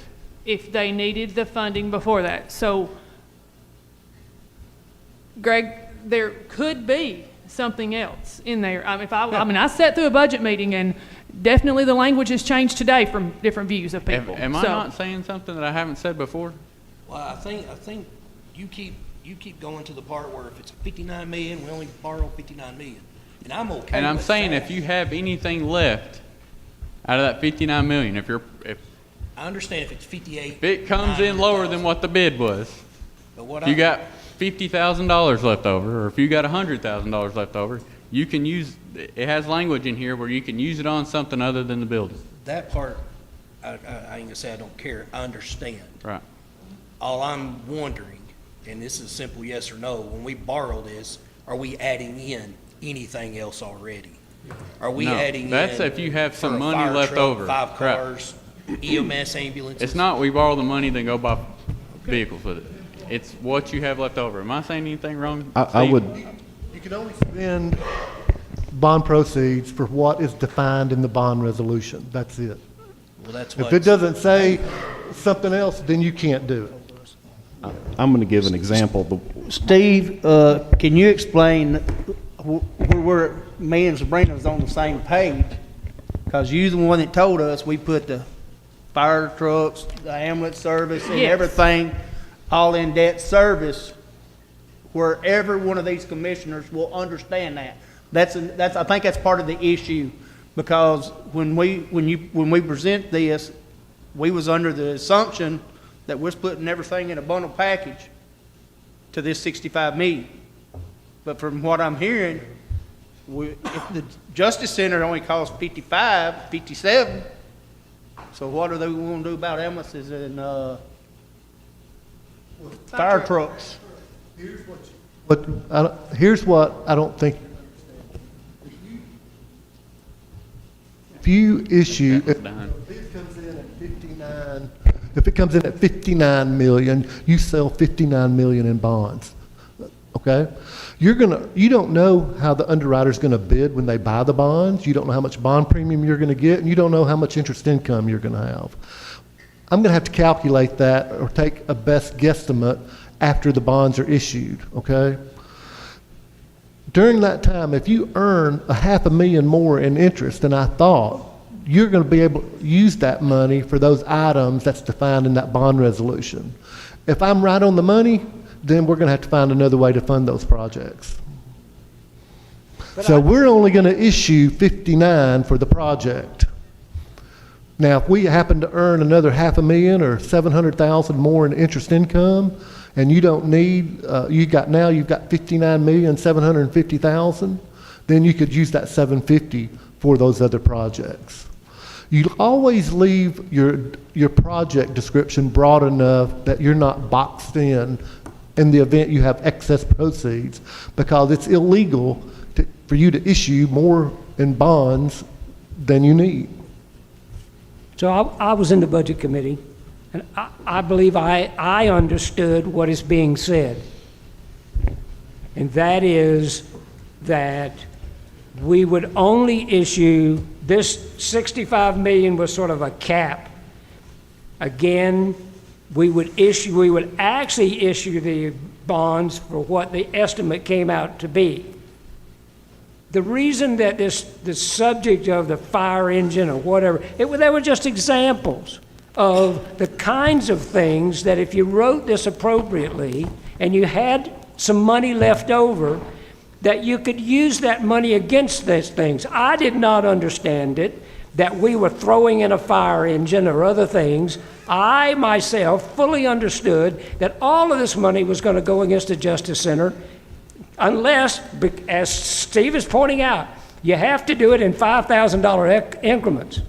So let's just hypothetically say that comes out to be, we have $4,392 left.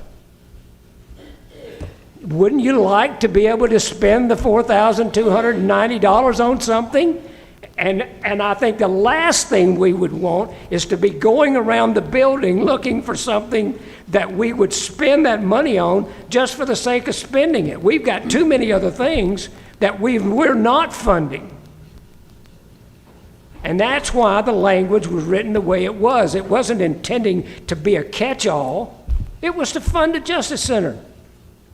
But hold out that if there was anything left over beyond what it actually cost, that we'd be able to use that in some reasonable way. And trust me, I'm sure there'll be something that'll need to be paid for. You said if we didn't draw no interest, on which we probably will, but if we don't draw no interest and Donnie needs a fire truck, Hoyt needs an ambulance, Patrick needs more police cars, what are we going to do? Go back to the citizens and say, hey, we got to raise your taxes again? Yep. Is that what you're saying? It's a yes or no question. I don't think that's what I'm saying. What I'm saying is, You just said that we was going to have to find money somewhere else. well, we took it out of capital project in order to reserve the cash. In the event we had excess proceeds left over, you could use it for that. If you don't have any excess proceeds, we're going to have to go back into the back of the budget like it was to begin with. I think the easiest way to think about it is if you went to the bank and said, I want to get a home equity loan to redo my kitchen. And the bank said, okay, you have this much equity. We will allow this loan because it's going to go towards your house, which will increase in value, which secures the home equity loan. You want to do a kitchen, we're going to write the loan to where it says this money can only be used for home improvements. So if the kitchen was quoted for $20,000 and when everything was said and done, it was $15,000. Because it was written as home improvements, we could do the kitchen for the $15,000. With the extra $5,000, we could do a bathroom or do a back patio or something like that. Without writing it like that, even though we were approved for $20,000, if we only spent $15,000 of it, even though we might need a new bathroom, they would say, well, no, you said you wanted it just for the kitchen. The kitchen's done, so that's all you get. Is that excellent? And That's not how that works. We're spending their money. So that'd be like me telling Tony I want him to redo my kitchen. Tony decides to redo my kitchen and then add my bathroom and say, here's your bill. There's where the difference lies. well, But I'll stick with it and I'll stick with no. I see what you mean, but I'm assuming that the, We well, ain't gotta keep going. I mean, I understand. So we got 7. I think he switched it back to no again. Okay. I'm no. We got, So you are back to no. I'm back to no. So we are tied at 7-7 as we started. well, in the event of a tie, a county mayor can break the vote, and I will do that. I will vote yes to the initial bond resolution.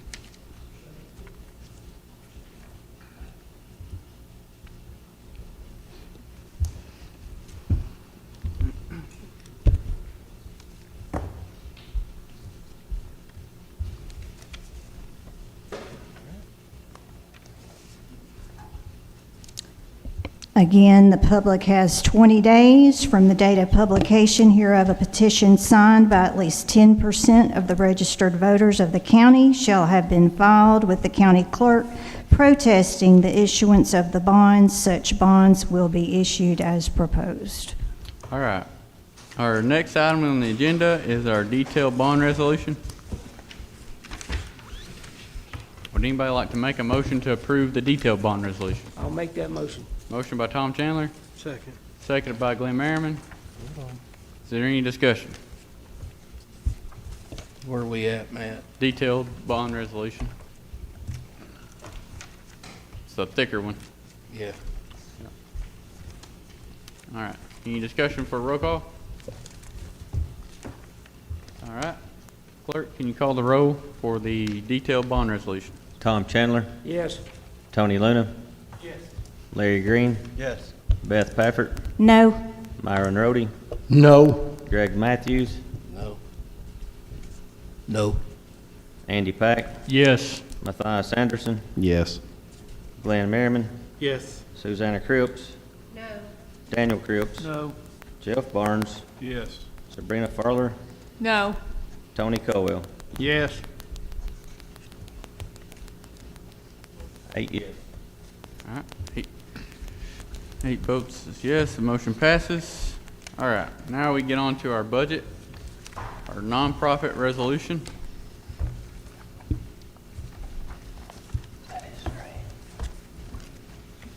This is on page 8 of your budget. I'll give you just a moment to get there.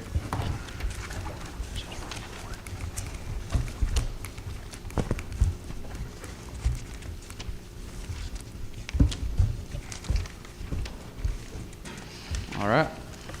So our totals are $411,746 in nonprofit contributions. Is there any member of the county commission that would like to make a motion to approve our resolution to approve nonprofit and charitable contributions? I make a motion that we need to change some of them Okay. before we vote on it. You want to amend the nonprofit contributions? Yes. All right. Account 51900, we need to keep, because they do the grants and stuff. 54310, the Tennessee Division of Forestry, we have a contract with them that we have to keep at. 57500, DeKalb County Soil Conservation. 316, the Imagination Library. And the 316 Upper Cumberland Human Resource Agency, and the 316 Upper Cumberland Assessment Homemaker Aid, etc. All right. I make a motion to keep them and do away with the rest. Okay. So you want to make a motion to keep the Upper Cumberland Development District, the Fire Prevention Control Tennessee Division of Forestry,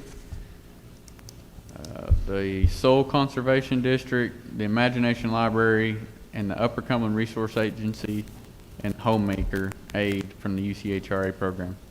Yes. And then dissolve the Rescue Squad, the Animal Coalition, Regional Mental Health, Senior Citizens Assistance Program, Chamber of Commerce, Veterans Honor Guard, Civil War Trails, DeKalb County Fair, and the Jamboree. Yes. Okay. Anybody would like to make a Go second? over those again that we're keeping, please. Keeping is the very first one, the Upper Cumberland Development District. The second would be your control for the Tennessee Division of Forestry. Your Soil Conservation District, the Imagination Library, and then the bottom two, which is the Upper Cumberland Resource Agency and UCHRA Homemaker Aid. Is there a second to Mr. Colwell's motion?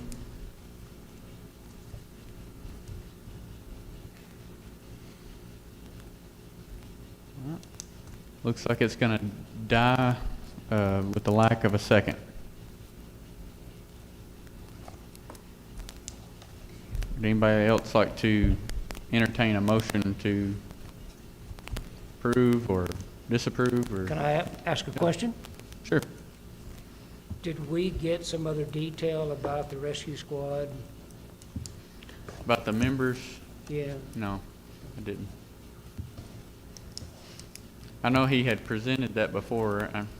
I know Greg said something about there being some discrepancies about it, but he did provide a list of the individuals, and I don't think we got a vehicle list, though.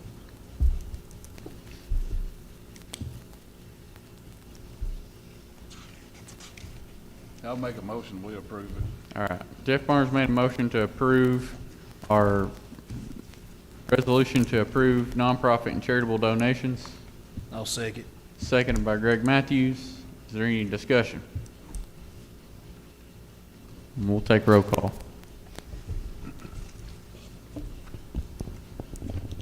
Tom Chandler, Yes. Tony Luna, Yes. Larry Green, Yes. Beth Pafford, Yes. Myron Rhodey, Yes. Greg Matthews, Yes. Tony Colwell, No. Sabrina Farler,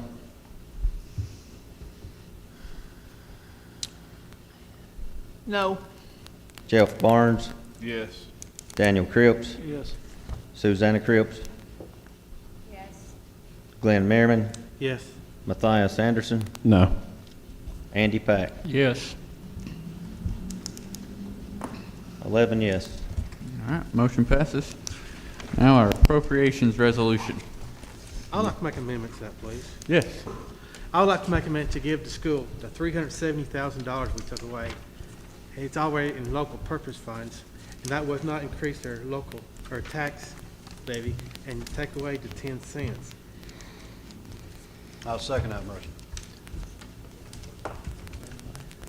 So hold on. They're taking that out of the individual statement of funds. 10 cents was 3. Okay.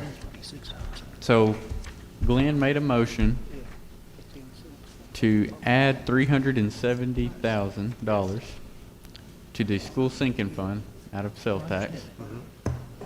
And then you said to take the 10 cents away. So take 10 cents of property tax and kind of making up for it with the sales tax money instead. Yes. Okay. So is it the 300 and something thousand or 6? Because the 10 cents was 600 and something thousand, if I read it right. Yeah, we'll give them the 370. All right, so And that way, they get 370 in their funds, and the taxpayers don't pay the extra 10% on their property tax. It eliminates 10 cents. I'm good with that, because just 10 cents didn't equal the 300 and something. That's the The only 10 question I cents- was asking. Yes, the 10 cents is more than the 370. All right, But with the 370, they asked for no funds anyway. okay. So The this, 10 cents netted about $630,000. The 370 basically was a number to make it $1 million. And that's what we voted on, and then took out one time, and then we backed out the 370,000, leaving the 10% in the property tax. And as I understand what you're proposing is that we take away the 10 cents of the property tax, which would reduce the property tax, but give them the 370,000 out of the sales tax, I think is what it came from. Correct. By giving the 370 out of sales tax, does that put it in maintenance effort, and we will need to do that next year again? Yes. So how will we be funding that next? 1.5 to 1.9. So the 370, if this passed, we would go, the 10 cents would come off. Right. We would go down to 51 cents property That's tax. correct.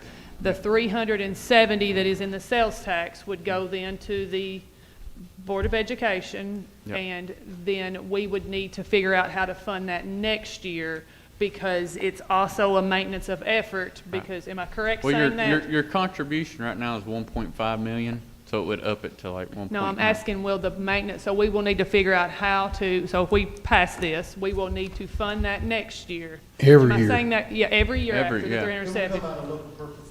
Yeah. It will come out of local purpose every year. We wouldn't have to increase the property tax again. Right, That's yes. what I'm getting at. Okay, yes. I'm You're correct. I'm trying to make sure Yes. if you change something, how are you going to sustain Right. it in Right. the future? That's correct. It would have to stay as that contribution from our sales tax proceeds.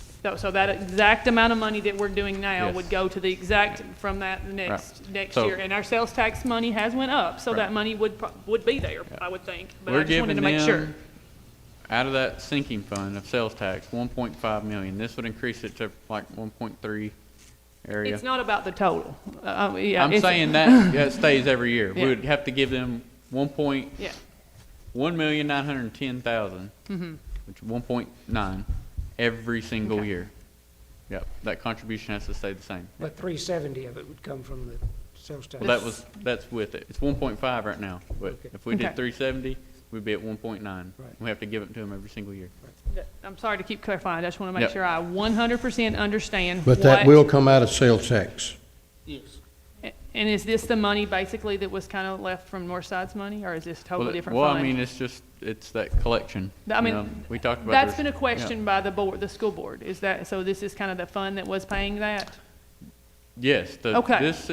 we have a school sinking fund, which is Mhm. what our sales tax agreement extension was all Mhm. about. There's a school sinking fund, Mm-hmm. and based on that agreement, it could be used on construction, operations, maintenance of schools, school buses. There's a lot of language in there that it could be used for. We took, what was it, $400,000 out of that sinking fund into debt service to pay for Northside. Okay. So those are those proceeds from our sales tax. This, on the operational side of it, Mhm. we were giving them $1.5 million every single year for their operations. It could go to salaries or whatever they wanted to go to. This would be up in that annually contribution to them Mhm. through that sinking fund from 1.5 to 1.9. And they can use it for whatever they want as far as operations. And anybody knows me, I am pro-education. I just know that we have still not built a school, and that would have been funding that we would have used. That was, that 370 was probably, was it kind of in that money? So that 370 was part of that, and I'd say package that did not go through, that when we was talking about that pre-K through, okay. Yes. I need to understand where all those come from. Yes, sir. Page 30. Page 30, okay, thank you. You're on the right track. But I just wanted the community to understand Yes. that, that's the details of important. what that funding is coming from, and I am, And that years ago, we said to keep putting it there so that we could be saving up money for a school. But now that money will go directly to the school board to use however they need to. Now, the money that's been accruing for the past few years, that's still in there, correct? Yes, page 30. Yeah. I just, again, I needed to restate it to make sure I understood it. sorry. All right. So we got a motion. I got a second, right? And Glenn, is your motion only to do that, or you want to approve the whole budget with that motion? In one. Well, before we do all of it, the courthouse security officers, is that addressed in this version of the budget? Additional security that Sheriff well, Ray gave us? No, that's not in your budget. No, that's No. That was something that happened well after we done consolidated. Still That was a individually. request of a question that was raised on. That's my suggestion, but. Just this. Just this? Okay. So Glenn just wants to make the motion just on this one thing, and then we'll vote on everything as a whole. All right, let's do a roll call for taking out the 10 cents of property tax and adding an additional $370,000 of the school sinking fund toward the operations of the school system.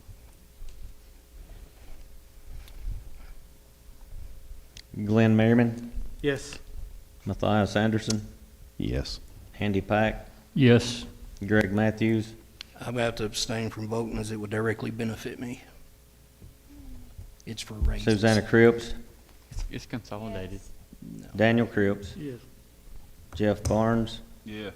Sabrina Farler, I need to understand his abstaining. It's consolidated. It's well, we have not voted to consolidate it. Well, But it's this not voting on your salaries. It's just voting for the schools to Yes, have an I agree. extra contribution Okay. of the sales tax money. So, They can yes. vote, once it gets to the schools, they can use it for salaries, they can use it for kitchen tables, they can use it for whatever they want. I just needed to make sure I Yeah. wasn't doing anything. Right, no, I know. Yes, I mean, Yeah. I do agree. Yeah, just explaining. Greg, are you happy with your vote, or would you like I'll to leave change? mine where it's at. No, Okay. I'm abstaining. Tony Colwell, Yes. Myron Rhodey, Yes. Beth Pafford, No. Larry Green, Yes. Tony Luna, Yes. Tom Chandler. Yes, 12 yes. All right. So that is approved. So we have changed our appropriations resolution to some extent, adding that 370,000 to the sinking fund. And we've also made a motion that affects our next resolution of 10 cents. Now, does anybody would like to make a motion with those new changes of the 370 in the sinking fund to approve our appropriations resolution with the consolidated budget statements of individual funds? I'll make that motion. All right. Jeff Barnes made a motion to approve the new amended budget appropriations resolution that has the $370,000 added to the sinking fund. He would like to combine this appropriations resolution with the budget statement of individual funds and pass it in a whole. Is that correct? That's correct. and I'll second. And Tom seconded that motion. Is there any discussion? So that's the complete budget. This- If the whole budget. The whole budget, Yep. consolidated, if it passes, 51 cents property. Well, we ain't got the tax levy Okay. yet, but this is for the budget itself. For the budget that is And the laying statement in of front individual me funds, the whole- right now, that does not have any of the tax levy information in it right Tax levy's next. Yep. Okay. Sorry, I need to make sure. Including- No, that's all So right. it's everything but this page, which has got the tax Yes. levy on it. So it's everything but. Everything but six. tax levy. Everything but page six. Yes, everything but page 6. Yeah. All right. So, this include the schools? The- Yes. Yes, Okay. yeah. All right, that's all, This- that's all I yeah. needed. But it's School, consolidated. highway, I- county, you should be good. Long as your budget is consolidated, you don't have to really worry about the conflict of interest. That's only if you're going through salary line items or whatever I that line item would be. understand how it looks or works, but Yeah, okay. Any discussion before I hit roll call? Mr. Clerk, if you don't mind, give us a roll call. Myron Rhodey, Yes. Beth Pafford, No. Larry Green, Yes. Tony Luna, No. Tom Chandler, Yes, Greg Matthews, I'm gonna abstain from voting. Andy Pack, Yes. Matthias Anderson, Yes. Glenn Merriman, Yes. Susanna Cripps, No. Daniel Cripps, No. Jeff Barnes, Yes. Sabrina Farler, No, Tony Colwell. No. And this does not include the tax, the 51 cent. That's right, it does not include your tax Okay. levy. I want to make sure of that. 7 yes, 6 no, 1 abstain. Does that still count as 7-7? 1 abstain? I'm saying You still got that late. 7, 6, and 1. Is it 6 and 1 equal 7? Do I have to break the tie? No, you don't have a tie. Does the abstain count as a nay, right?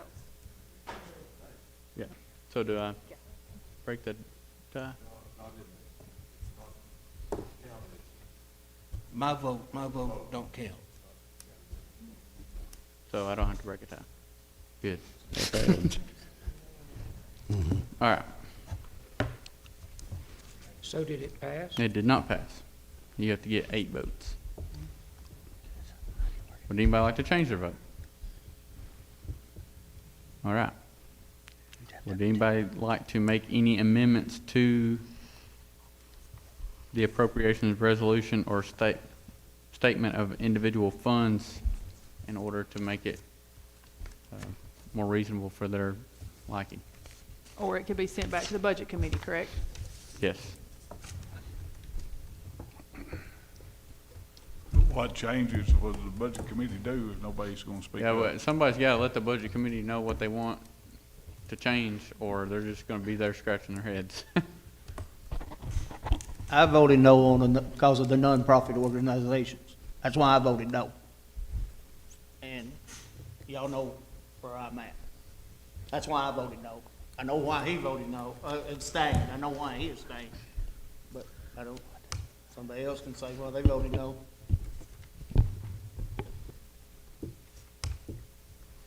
Would anybody like to make a recommendation to the budget committee on the appropriations resolution?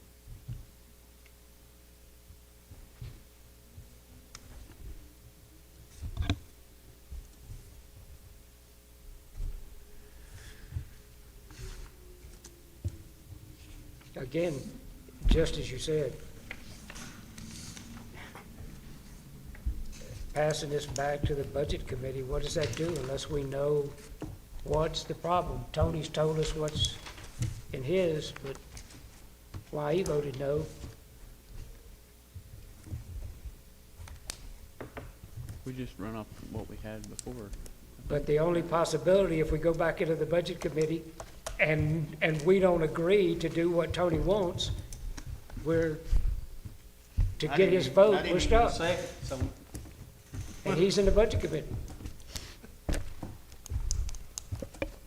How many of the budget committee members voted to get this out of the budget? Huh? How many of the budget members voted to get this recommendation to the commission? And then turn around and voted no tonight? I'm not sure. If you're gonna vote yes in committee, then you shouldn't vote no in commission. I agree with that. I voted no on the nonprofit organizations at the budget meeting. I don't agree with that. You can vote yes to get it before the committee, the whole commission, and see what they think and let them hash it out. And then that's the vote that counts. We got to get it before us before you can even vote on it. So I can understand that. But if you don't approve it in committee, then you shouldn't even get it out of there. Yeah. You should vote no in committee, and then you should work it out in the committee before you ever bring it here. Well, these appropriations are based on the tax levy, and I don't support the tax levy.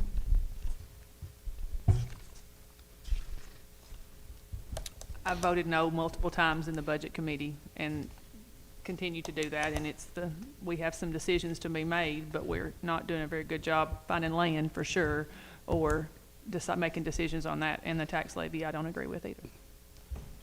That's why I wanted to make sure the tax wasn't included. I'm not for the tax levy either. Okay. Tax levy is not in this vote, and I realize that. Okay. That's why I wanted to make sure. I do realize that. All right. So is there any actual recommendation to the budget committee from a member of this commission? That way they know what to work on. I guess it's nonprofits and tax rate. That's what it sounds like. Okay. Could Tony restate his motion, and maybe somebody will change their mind, second it, and take a vote on that before it has to go back? Would you like to make a motion to go back to the nonprofit resolution, and Yeah, I mean, I make a motion to, I'll second Tony's motion to things that I'd have put in take there out earlier. everything in the nonprofits then? The same motion as you had? Same motion I made earlier about the nonprofit.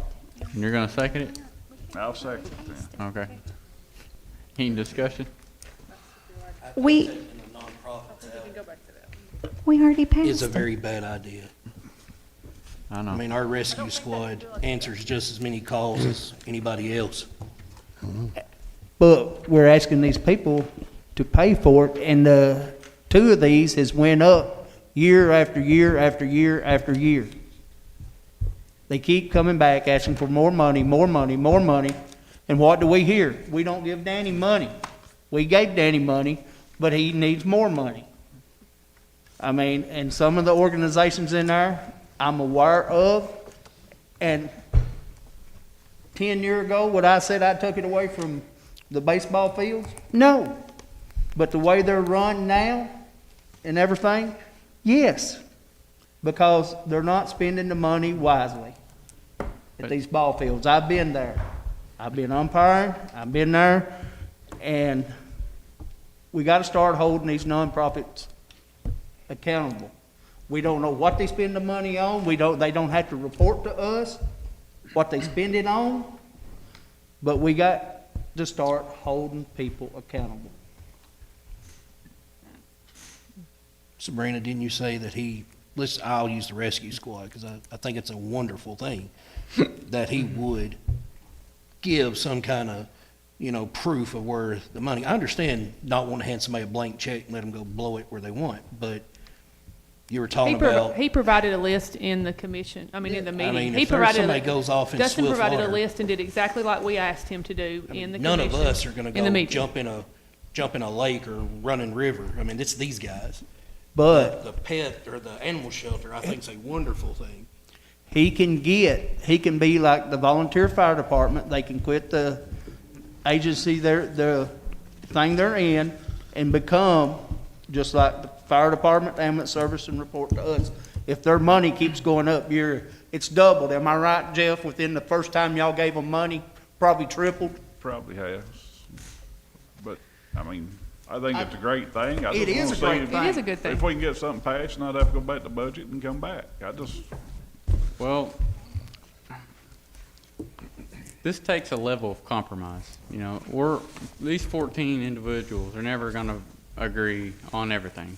That's just part of it. So there are times when you compromise, you let things in a budget slide, even though that we're kind of upset about one thing or another. And I'm just going to be honest, I don't think you'll have enough votes to do that. Oh, y'all can vote on it. Right. I don't care. No, If it I gets turned understand. down, it gets Right. turned down. Yeah, of course. I Of course. just voiced my opinion on it. Yeah, and that's You very know, important. And I think you should have done that. If we're gonna give these nonprofits money, Right. and they keep going up, and it's like a lady we had one night. Where's all the things that they do to raise money? I know the animal shelter does. I voiced my opinion on the animal shelter last year, because a lot of people in DeKalb County thinks it's a waste of their taxpayers' dollars. A lot of people do. I know, I got 3 dogs, don't get me wrong, I got 3 dogs. But if mine gets run over, it gets run over, because it's stupid enough to get out in the middle of the road. We've heard complaints about that, and we pay them $100 to go pick up one, plus we give them money also. Every time they go pick up a dog, we give them $100. And a lot of times Sheriff Ray will get the call to go check on the dog before the animal shelter does. Well, my understanding is they have to be dispatched, because I've spoken to them too, and they either have to be asked by law enforcement or sent by the county mayor. So that might be why they're not going out to just every random call that they get about an animal. Because I called and asked about some felines running around my neighborhood too. Where I was going with that is that, are you as passionate about this to the extent to where you would not let the entire budget pass? I don't think my no's gonna keep. You get what I'm saying? Yeah, I get There's what a you're trade-off. saying. You got to compromise to some point. I and gotta don't think- compromise to something, Yeah. but my thing is, if we're gonna raise these county taxpayers' dollars, we're gonna raise their money, we gotta start cutting back, showing effort that, hey, at least they're trying to quit Right. spending money places. Yeah, and I see what You you're. know- I see what you're saying. Okay, so Tony, would you accept this? I don't know exactly how much each of these numbers increased, but would you accept backing these numbers back to the 2024 numbers?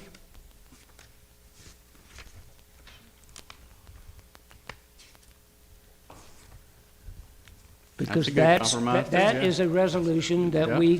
a motion that we could make. I don't know what they were. I'm trying to prevent us from having to go back to the budget committee and starting all over again. Yeah, me So too. if- Yes, if you I got a will, way I you will can say it going compromise- back to the 2024. Okay, so if we can identify what the numbers are That'll for be easy. 2024, Tony will change his vote, and that Okay. will pass this budget. Is Okay. that just a rescue squad, the only thing that changes, ain't it? It means they're not gonna get the radios because it takes it back to 2024. Correct. It'll be very similar. Yeah. To what we Yeah, I have. think the rescue squad was the only one that changed. Do what? Rescue squad was the only one that changed. I Okay. think the soil conservation went up too. Yeah, I think you're right. And if we change this, we're gonna have to vote on it, correct? Yes. And if we vote on that, now that's gonna change the budget, so we'll have to re-vote on it as well, correct? Well, the budget hasn't passed. Appropriations resolution But is we're gonna have to practically re-vote over. on Yeah. it once we, Right. if this passes. Right. That's correct. All right. So Tony has said that he will accept that if we back, and if that's the only one that changed, then we would back the rescue squad number down to whatever it was in 2024, and that would be the new nonprofit part of the budget. I think the salaries changed in the soil Soil conservation too. conservation. So would you just be comfortable with making a motion that the rescue squad get what they got last year Yes, yes, to the nonprofit? yes, Okay. yes. So Colwell wants to make a motion that we change our resolution for nonprofit and charitable contributions to reflect that the rescue squad gets the same amount of money from the 2024 budget that we had last year. Does anybody want to second that? I'll second. Second by Tom Chandler. Is there any discussion to that? All right, let's roll call vote on that. Tom Chandler, Yes. Tony Luna, No. Larry Green, No. Beth Pafford, No. Myron Rhodey, No. Greg Matthews, I'm still abstaining. Andy Pack, No. Matthias Anderson,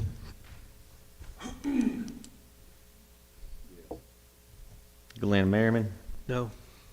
Susanna Cripps, Daniel Cripps, No. Jeff Barnes, No. Sabrina Farler, This is to go back to. Yeah, you go ahead and vote no, Sabrina, it's gonna go back to. I know, it's going back to. No, it's what I'm gonna do. Oh, Lordy. no. No, yes, sir. Tony Colwell, No. 12 no. Okay. You want some more? Can we vote on the budget again as a whole? Yes. Colwell, Sir? I'm missing the ball game. I don't think anybody's gonna change the charitable nonprofit contribution. That's fine, that's fine. So, As long as you taxpayers knows I tried. Tony Luna, would you like to make a motion to approve the appropriations resolution with a consolidated budget statement of individual funds? I would like to make that motion. All right, thank Do you. exactly what you just said. All right, thank you. And would anybody like to make a second to that motion? Second. Seconded by Larry Green. Is there any discussion? I want you to state for the public exactly what this vote is, please, so Okay. we know what we are doing. Of course. Because we've got a lot going on here. Yeah, well, there is a lot going on. So we talked about changing our nonprofits. We are not changing the nonprofits. They are So we're staying. back to everything except page 6. Yes, everything but tax levy. Tax levy is the last thing we vote on. This is for our budget that will be from July 1 to June 30th of 2025. We will operate off of, I guess, hopefully next month. Not very long from now. So,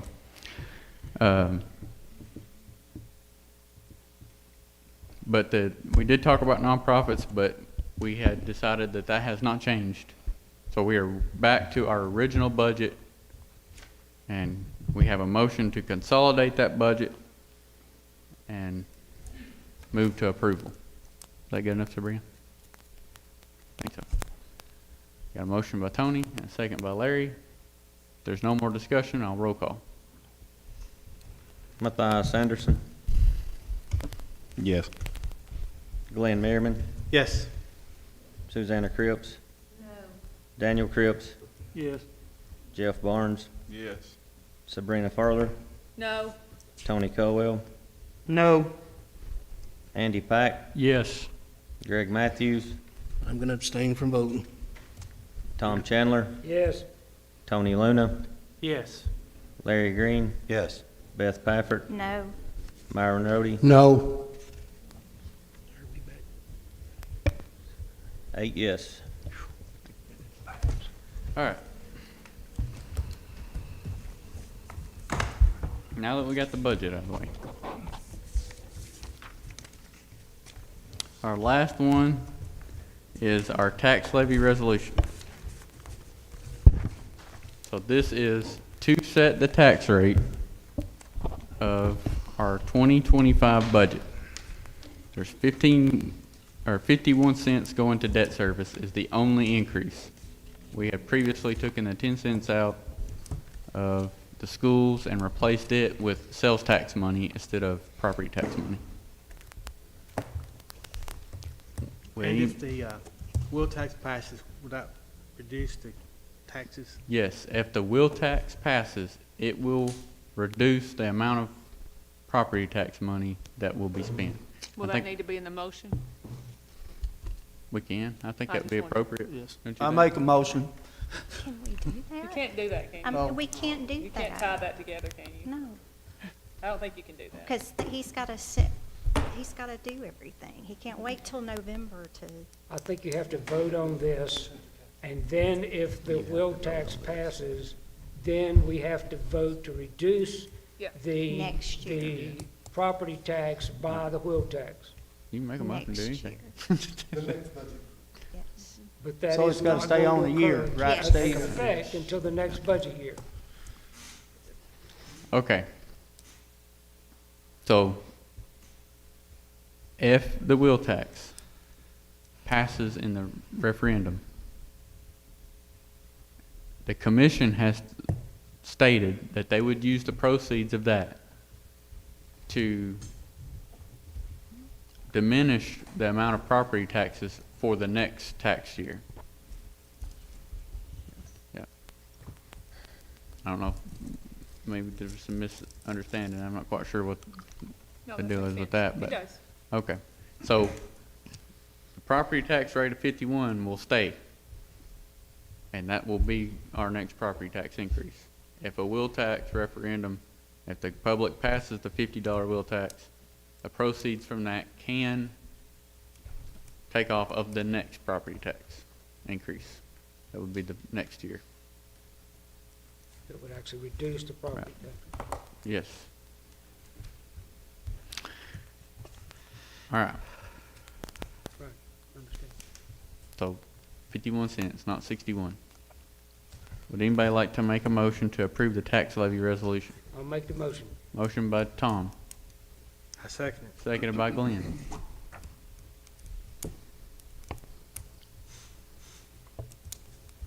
Is there any discussion? So 51 goes towards the debt service of the resolution and how it was written. That was voted on earlier. Yes. All right, that's all I wanted to know. Yes. It needs to restate the school part taken down. Yeah, so Yeah, actually, it the said that. total would be We do now say those numbers out loud. 2.51. Correct. Yeah, what he said. What'd you say? Do you have it, didn't you? It's you called it? 2.51, the 10%, 10 cent we took off of the schools. So the new total is not 2.61, it's 2.51. So a 51-cent increase, not a 61-cent increase. And they replaced the, well, 390, or 370,000 of sinking fund money Right. into their operational But budget. that doesn't impact this property tax rate, which that's is what correct. we're voting on Correct. now. That's a separate thing. I was just kind of saying that to help the public along with knowing that their schools are still getting some money. It's not the property tax. All right. So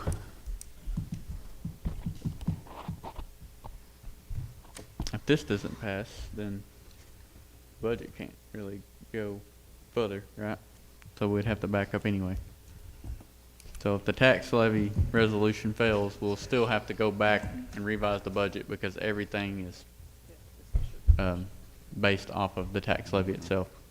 Personally, I don't see how it can fail. If you voted for the $65 million resolution, which passed, you were essentially approving this 51 cents, because that's what it takes to support up to the 65. Now, theoretically, it could come down, just as we've discussed, all of that, that if we find out the actual estimate is less than 65, we will actually reduce the property tax in the 25-26 budget to reflect the new estimate on the Justice Center.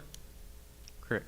Just as we would reflect it down again if the wheels tax passes. All right, it's our last thing of the night here. Clerk, if you could please call the roll. Daniel Cripps, No. Susanna Cripps. Jeff Barnes, Yes. Sabrina Farler, No. Tony Colwell,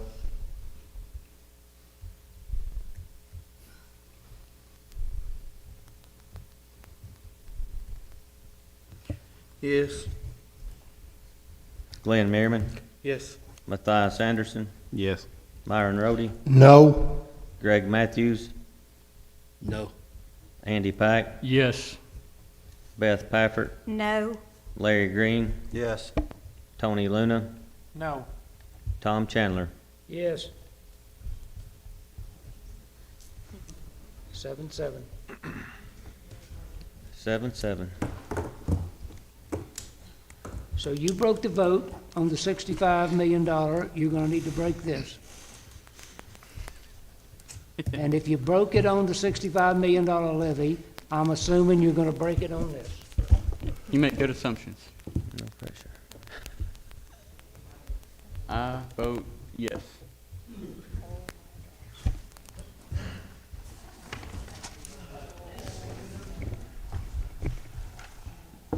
All right.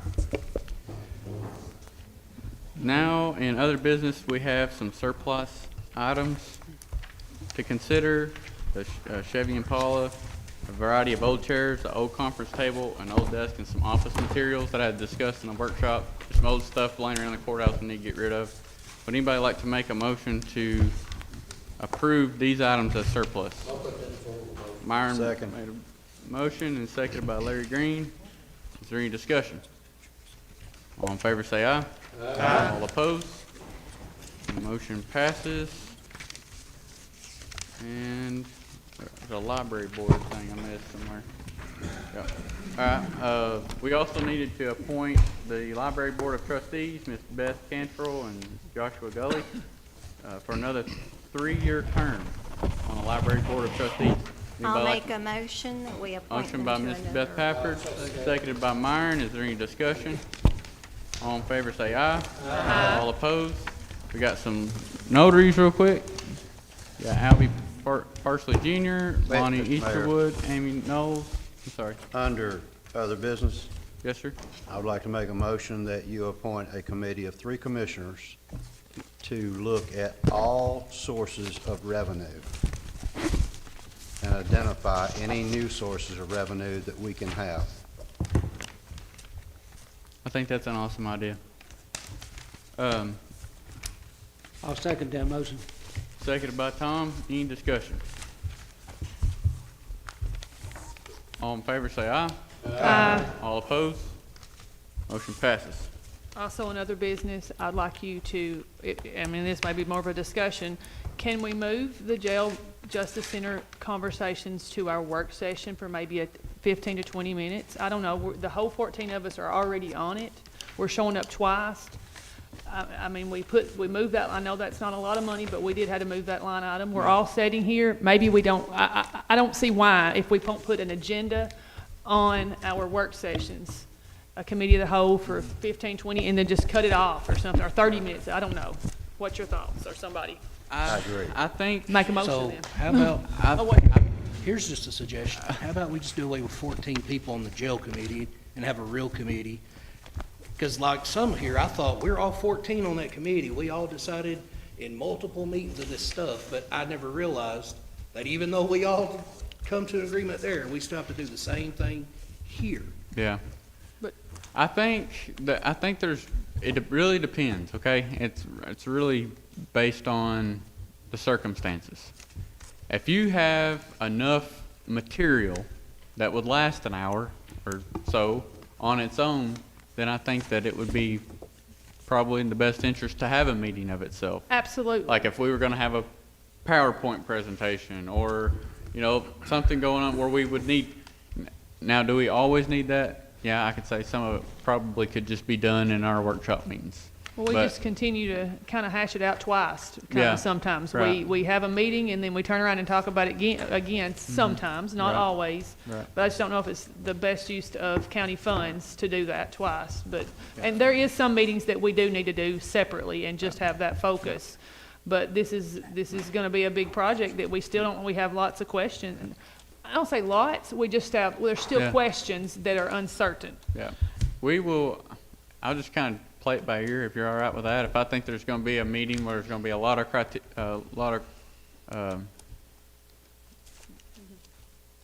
of information provided and stuff like that, that would be time consuming, and that might maybe be better I planned. would think if it a was whole over night, 30 but- minutes, you might yeah, want to. Right, but if it's I something think- more Yes, down to earth, then we can probably hash it out in a workshop. thank you. The Yep. problem for you is that you are issuing a calendar of meetings for the coming month. Mhm. And it just turns out that the jail meeting is at the end of the month typically, or close. Mhm. So you're going to have to be making that decision kind of on the fly, but still meeting the requirements of announcing that it's going to be a separate meeting. So you're not going to be able to tell us if the jail meeting is going to be separate from the Well, I could bring what it I up call like- the prep meeting. Yeah. But, What- so, I could bring it up in other business. or The only something, difference would be if you had a committee of the whole meeting, then you have more information that you wanted to share. You just schedule a meeting that night for 2 weeks down the road. Right. It's not, 2 weeks is not going to be a big deal for an individual. So I just wanted to know that No, that's an that's it. option No, on the that's- table. We that's- just continue to do these and we beat a dead horse. That's a good conversation. Okay, I sorry think to that- have it no, right now. I'm glad you brought that up because it was relevant. Any other commissioners have any other business? Well, I mean, I just, Tony, Cully, Tennessee's up 6-1, top of the eighth inning. Excellent. So I guess my question was, is it has to be 14 people on the jail committee? There doesn't have to be 14 people. I mean- I'm sorry, Greg, Well, I mean. I think I left you hanging over there. I just asked the question. I mean, No, there I don't know if doesn't have to everybody be. wants to be on it. No, I that think was we just spin our something we wheels. kind of put together. We knew it was very important at the time, so we just said, well, we'll just put all 14 commissioners on there so they can all absorb that together and have access to the same information as all the others, since it was such a big project and such a big deal. So- And I do think that we would all need to be on it. I mean, you're spending $65 million about something, we all need to be educated in it instead of hearing the information secondhand. I was just wanting to Yeah. know when it's practical, there's no reason for us to sit Right. and hash it I agree. out. So, I agree. Clearly, the issue is volatile. you'll take care So of it. Thank you. trying to narrow it down to a smaller group, I don't think that makes any sense. What are the next steps with the jail committee? No, not yet. We went into other business there, had discussion about some stuff. So we ain't figured out. Did any other commissioners have any other business? I think- Matthias? I was saying, what is the next step with the jail committee? And So, could we bring courthouse security there- into that as well? Yeah, so the only topics left to talk about is land to go to. What you're gonna build on that land, whether it's a jail or a justice center, because it hasn't formally been voted on in this commission meeting.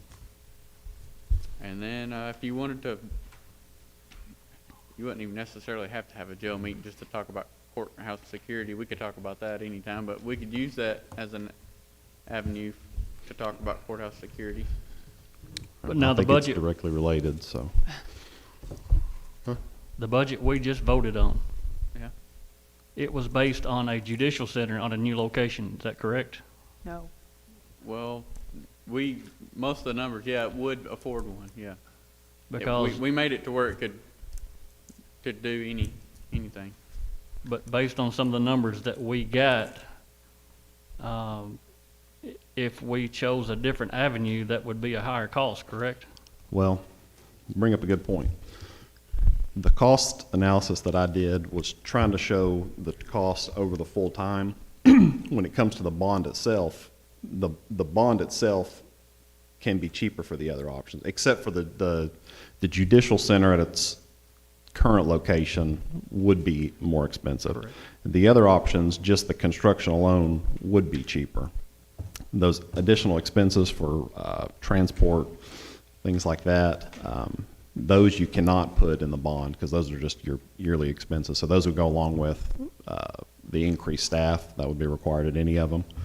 I just wanted to show the true cost because yes, $65 million bond, it's 51 cents, but that additional transport cost, salary, fuel, buses, things like that, even though you can't put those into the bond themselves, it's still going to take money to pay for those. So that's, like I said, I wanted to just kind of show high level, like, here is the building cost, but here's everything that goes along with it. So at the end of the day, whether you're putting it into a bond or some in a bond and some just the annual recurring, at the end of the day, that's what the true cost would be.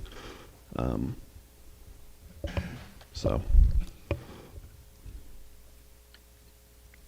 So clearly, we need to continue to have jail meetings.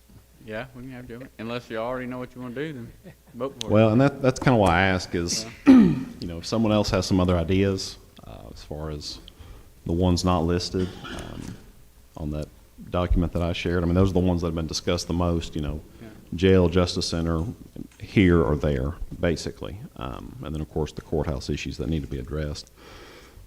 But I just, if there's not, the way I look at it, if there's not any other ideas currently that we can look at, I mean, people have told me tent city, things like that, like in Arizona. Well, that's the first thing that came to mind with me, but it was shut down because it's not within regulations. Correct. So that's, unfortunately that's off the table. So I would like to at least have an idea of something else to look at. But if not, I don't see why we wouldn't just pick the cheapest option based on the numbers that we do have and move forward with it. But if not, I mean, to me, I'm to the point where like, why are we even going to meet again? If this is the cheapest option, and if I'm wrong, or if someone wants me to look at, adjusting costs or anything, I'm happy to do it. But at this point, it's like, I mean, what are we doing here? I mean, I agree. The jail issue, when I started researching this, and I guess I'll get into what the PDF says, but 3 months ago I started, and I thought the same thing that everyone thought. This is ridiculous. Can't you just do X, Y, and Z? The problem is space. So renovating the jail as is, it doesn't do anything. It actually reduces the number of people. Now, why was that approved 20 or 30 years ago and passed and paid for, not to spec? I don't know. The problem is today we don't have enough space. So the only option in the current location is to go up, or we go to a new location. And that's, I hate it. I hate taxes as much, or at least more than everyone in this room. I don't want to pay taxes, and I hate that the numbers are what they are, but I mean, we've got to do something, because the cost, I asked this specifically in April, the $63 million quote, ballpark, I mean, how long is that good? And he said, based on the market, the way civil construction has gone over the past few years alone, he said, maybe 6 months, and that's not a guarantee. So what my biggest fear is, and like I said, I'm happy to continue looking at other options and running the numbers for them, or tweaking my numbers, based on anyone's request. If they have a question about it, I've got everything cited on a different page. I'm happy to share it. But what I do not want to do is say, well, 65 million is too much, and then keep investigating, and then a year from now, we do find something that might be a little bit cheaper, but by the time we do it in a year from now, then it's, okay, well, now it's 65 as well. Or it's slightly cheaper, but if we'd have done a Justice Center a year ago, we could have had everything addressed. But now we're going to save $1 million, but then we're still going to have X, Y, and Z issue. It gets to the point where it's like we're jumping over $1 to save a nickel. Yes. Is my fear. I don't foresee construction costs going down. I mean, it's at least half, if not more, of that cost is salaries. I mean, inflation's gone up. Construction workers, I mean, they're getting paid significantly better than they were 3 years ago. And the only way that cost goes down is if they either cut their salaries, which is extremely rare, or they just fire everyone and hire new people at a much lower salary, which I can only assume means they would be much less skilled workers. It's unrealistic. Inflation, deflation, disinflation, it's things like this will not go down. They will just stop rising as fast. That's where we're at today. I mean, the Fed historically has said we want to keep interest rates below 2 and 3%. Consumer price index last month was 3.6, I believe. At the beginning of the year, the Fed said inflation's going to be under control. We're going to lower rates 4 times. I think they've lowered them once, and don't expect to do it again because inflation's not under control. That's really, with all this, my biggest fear on waiting, is that at the end of the day, it will cost more in the future. So if there are better ideas, we need to look at them, as quickly as possible. Because the longer we wait, everything will get more expensive, and that's the unfortunate fact. Tony brought up a good point. The other day he had mentioned, after the election, interest rates, things like that. Everyone, you could argue both ways pretty convincingly when it comes to the interest rates and the president. But I think something that's really important to remember, and I just found this out the other day, when you generally think of a bond, you think of like a treasury bond where you buy it, it's locked in for 10, 20, 30 years, whatever. On these municipal bonds, they are different because you can refinance them. So if we got a rate at 4.5% or 5% today, and then after the election, the rates drop to 2 or 3%, depending on how we write the bond, we could refinance it and save, a 2% difference on $65 million is I mean, $30-40 million over the life of the loan that would be saved. I mean, it's significant.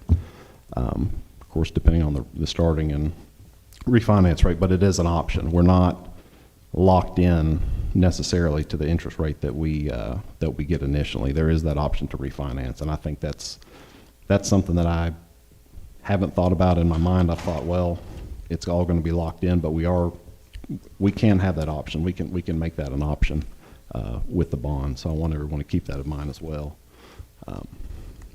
We're not necessarily locked into what most would consider to be a high rate like we are today. So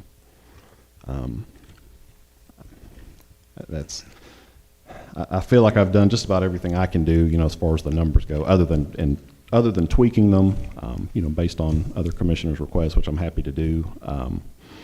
But ultimately, my goal going into this 3 months ago was I'm going to, regardless of what makes the most sense, I'm going to pick the option that makes the most sense financially for the county in both short and the long term. And based on what we have today, option-wise, the Justice Center is the cheapest in the long term. And that's not what I expected 3 months ago, but that's what the numbers show. And the numbers I used are extremely conservative. I mean, they're unrealistically low when I look at operating costs. In the transport cost, in 50 years, I said diesel fuel will stay the same price. We're going to be able to buy used buses at $100,000 today and 25 years from now. We're going to get tires based on the minimum, based on minimum DOT standard, 10 years. You have to replace your tires. It doesn't matter how much you drive. Things like that. I mean, this is the most rainbow land fairy tale situation you can think of, and it still becomes significantly more expensive than if they're all in the same location. So it's, like I said, I've tried to look at it as much as I can and in many ways that I can, but I'm personally out of ideas. I'm happy to hear more, but I don't foresee anything that's going to be some big win where it's going to cut the price in half and still solve all the problems that we know cost on, and also the unforeseen costs associated with the risk, insurance costs, things like that. So, back to my initial question. Do we have any idea of what the next jail meeting might be about? It will be about whether you want a justice center or jail and property. That's pretty much all it's left. Well, on property, I mean, we've been already informed from our city mayor and councilman that they're not going to cooperate with us on any kind of property outside of the city limits, basically.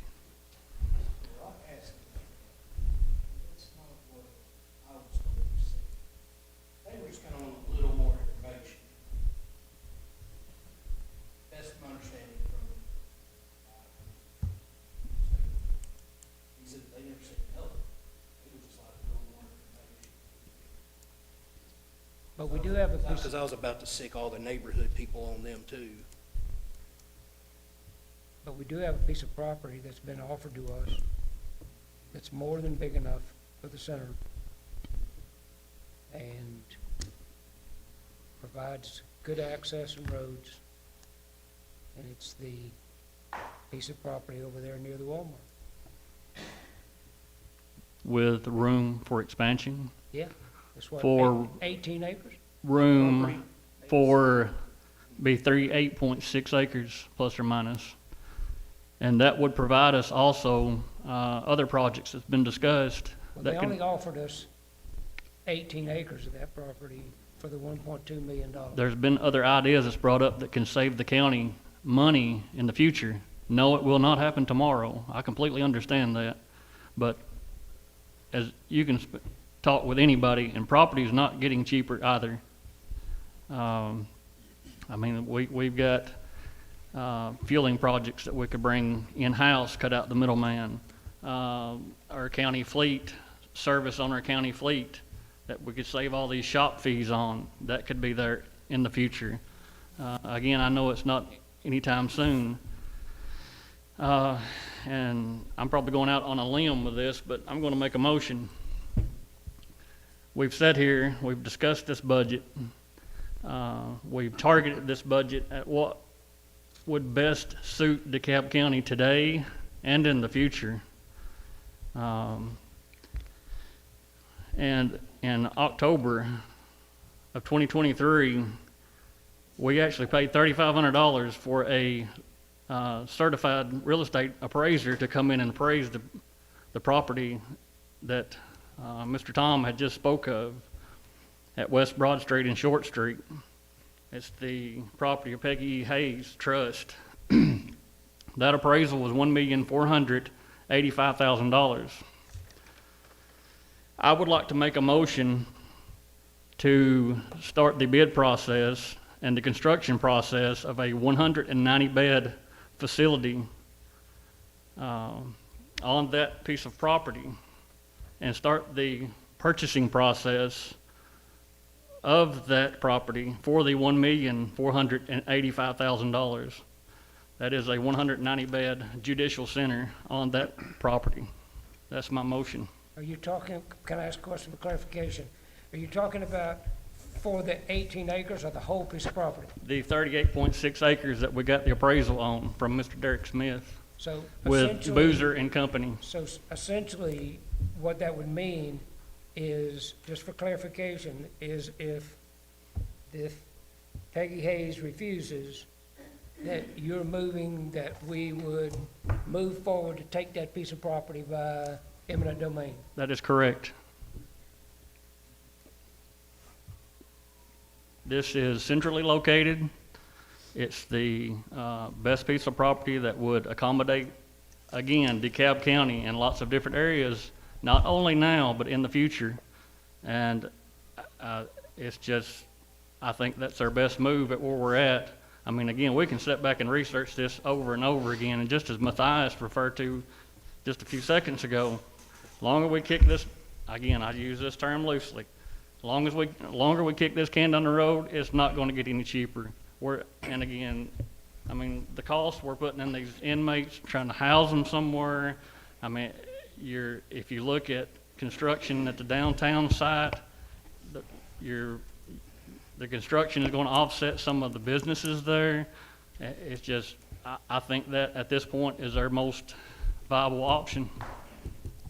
Well, it had outstanding access. Total piece of property has access both on Broad Street and Anthony. Absolutely.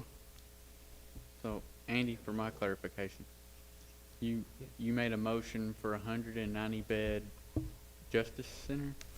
That's correct. Okay. The scenario 2 that was presented to us. That's what I was thinking you meant. Yep. And what we based this current budget off of. Okay. So Andy's motion is a 190-bed Justice Center.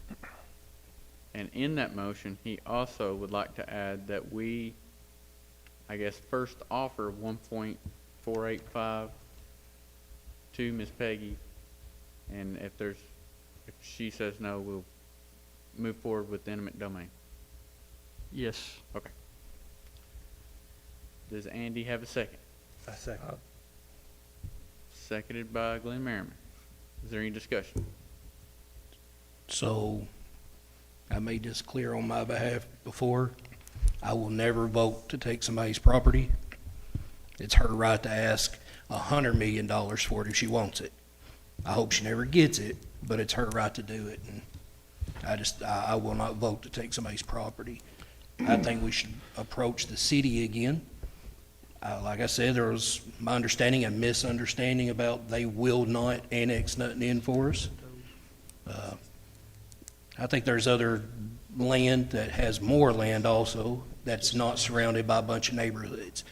And it has been said, well, half of that's the project, so that don't matter.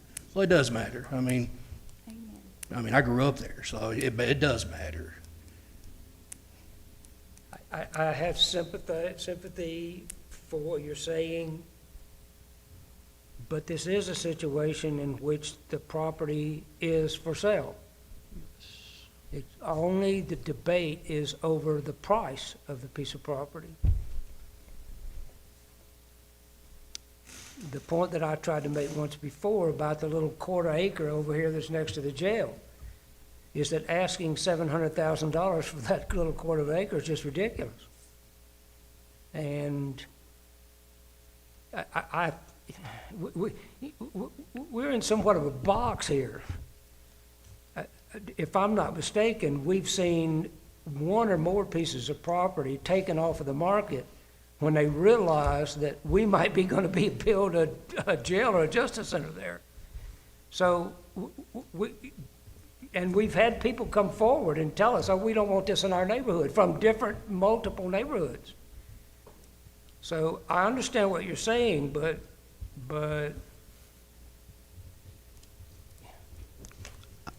if in every neighborhood we look, people are saying, oh, we don't want that in our neighborhood, and/or they jack up the price because they think, they can get a bunch of money from us, or they take it off the market if they think we're going to build something there.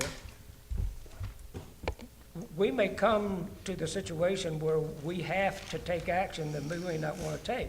Now, I don't disagree with you, Greg, about going back to the city of Smithville and saying, well, just hang on a minute. Could you be more definitive about why you said no?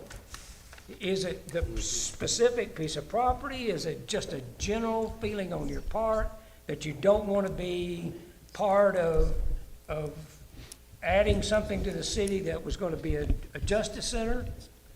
So that we can kind of understand a little better, are they just saying no because they don't want to help us?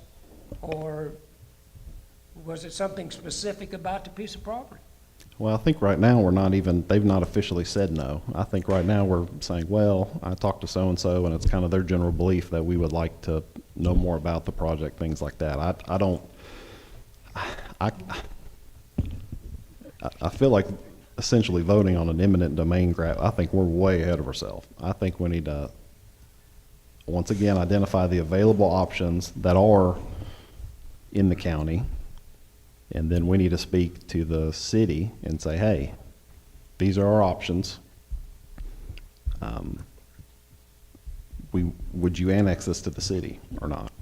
And if they say no, then we'll identify options within the city and then go from there. But I feel like we're putting the cart way ahead of the horse here to say we're going to only look at this one property and then potentially go through the eminent domain process when we've not officially gotten an answer from the people who are going to say yes or no on annexing it to the city.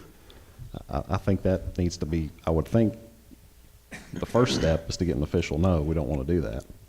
So we may find ourselves in a situation in which we've got multiple property choices. Let's just assume that we do. And we have to go out and do a competitive bid process on more than one piece of property. Why? Because the property, in terms of access of electricity, water, sewage, may impact the bid that we get to put it there. So one way to look at, if Andy would remove his from his proposal that about anything to do with eminent domain, but simply that we just put that piece of property forward as a potential site for the jail and ask for bids if it was on that piece of property. We can go ahead and call the question. You made a motion. Thank you. Thank you. We all know how we're gonna It's vote. 9:15. We got another meeting. Amen. Y'all the ones talking, not me. There's another meeting. So it sounds like we need another jail meeting soon. All right. Y'all just chill out for a minute. Got a motion for a 190-bed justice center at $1,485,000. That will be a offer to her, if offer denied, eminent domain. We had a second. And that's for the entire property. That's for the entire 38 acres of property. Scenario 2, is that what you said? Yes. And you put scenario 2, Okay. whatever, I can't remember what it was, but I kind of remember what I it was. remember which one's Peggy Hayes' property at 38 acres. No, I'm talking about scenario 2 is in the building plan. Oh. I think that He was is- for the I see jail what- I see what you're courthouse saying. was double stacked. Yes. Okay, so that's, okay, that makes, It okay. depended on Thank which you. one you wanted on top, but it was the double Whichever stack. worked best for. Justice Center had the same one, right? It was the It cheaper of was the always the options, same, right? it's the box in the front with the jail behind it, I think. Yes. Yes. Am I right on that? All right, Jimmy, let's roll call this thing. Beth Pafford, No. Myron Rhodey, No. Greg Matthews, No. Andy Pike, Yes. Matthias Anderson, No. Glenn Merriman, Yes. Susanna Cripps, Daniel Cripps, Jeff Barnes, No. Sabrina Furler, No. Tony Colwell, No. Larry Green, Yes. Tony Luna, No. Tom Chandler. I'm gonna vote no, All right. because of the eminent domain part of it. All right, motion 11 failed. no. Which we had a offer that was, what was the offer part? It was for the back portion of the Yeah, it was the property back for 1 point something. 1.3. 2 or 3. 1.2, I think it Yeah. was 1.2. It was 1.2 for 19 acres, the back half of it. I think it was 18 something, but yes. Yeah, It's- something like that. So there was that part of it too. Any more discussion or motions or anything on anything? I move we adjourn. I got we got- We move on to notaries. We got notaries. Lonnie Easterwood, Amy Knowles, Alvy Parsley Jr. I move we accept them. I second. Motion by Tom and seconded by Tony Colwell. I really got to use Aye. the restroom. Any discussion? All in favor say aye. Aye. All opposed? Now move All right. to adjourn. Tom, all right. Tom and, yeah, Colwell. All right.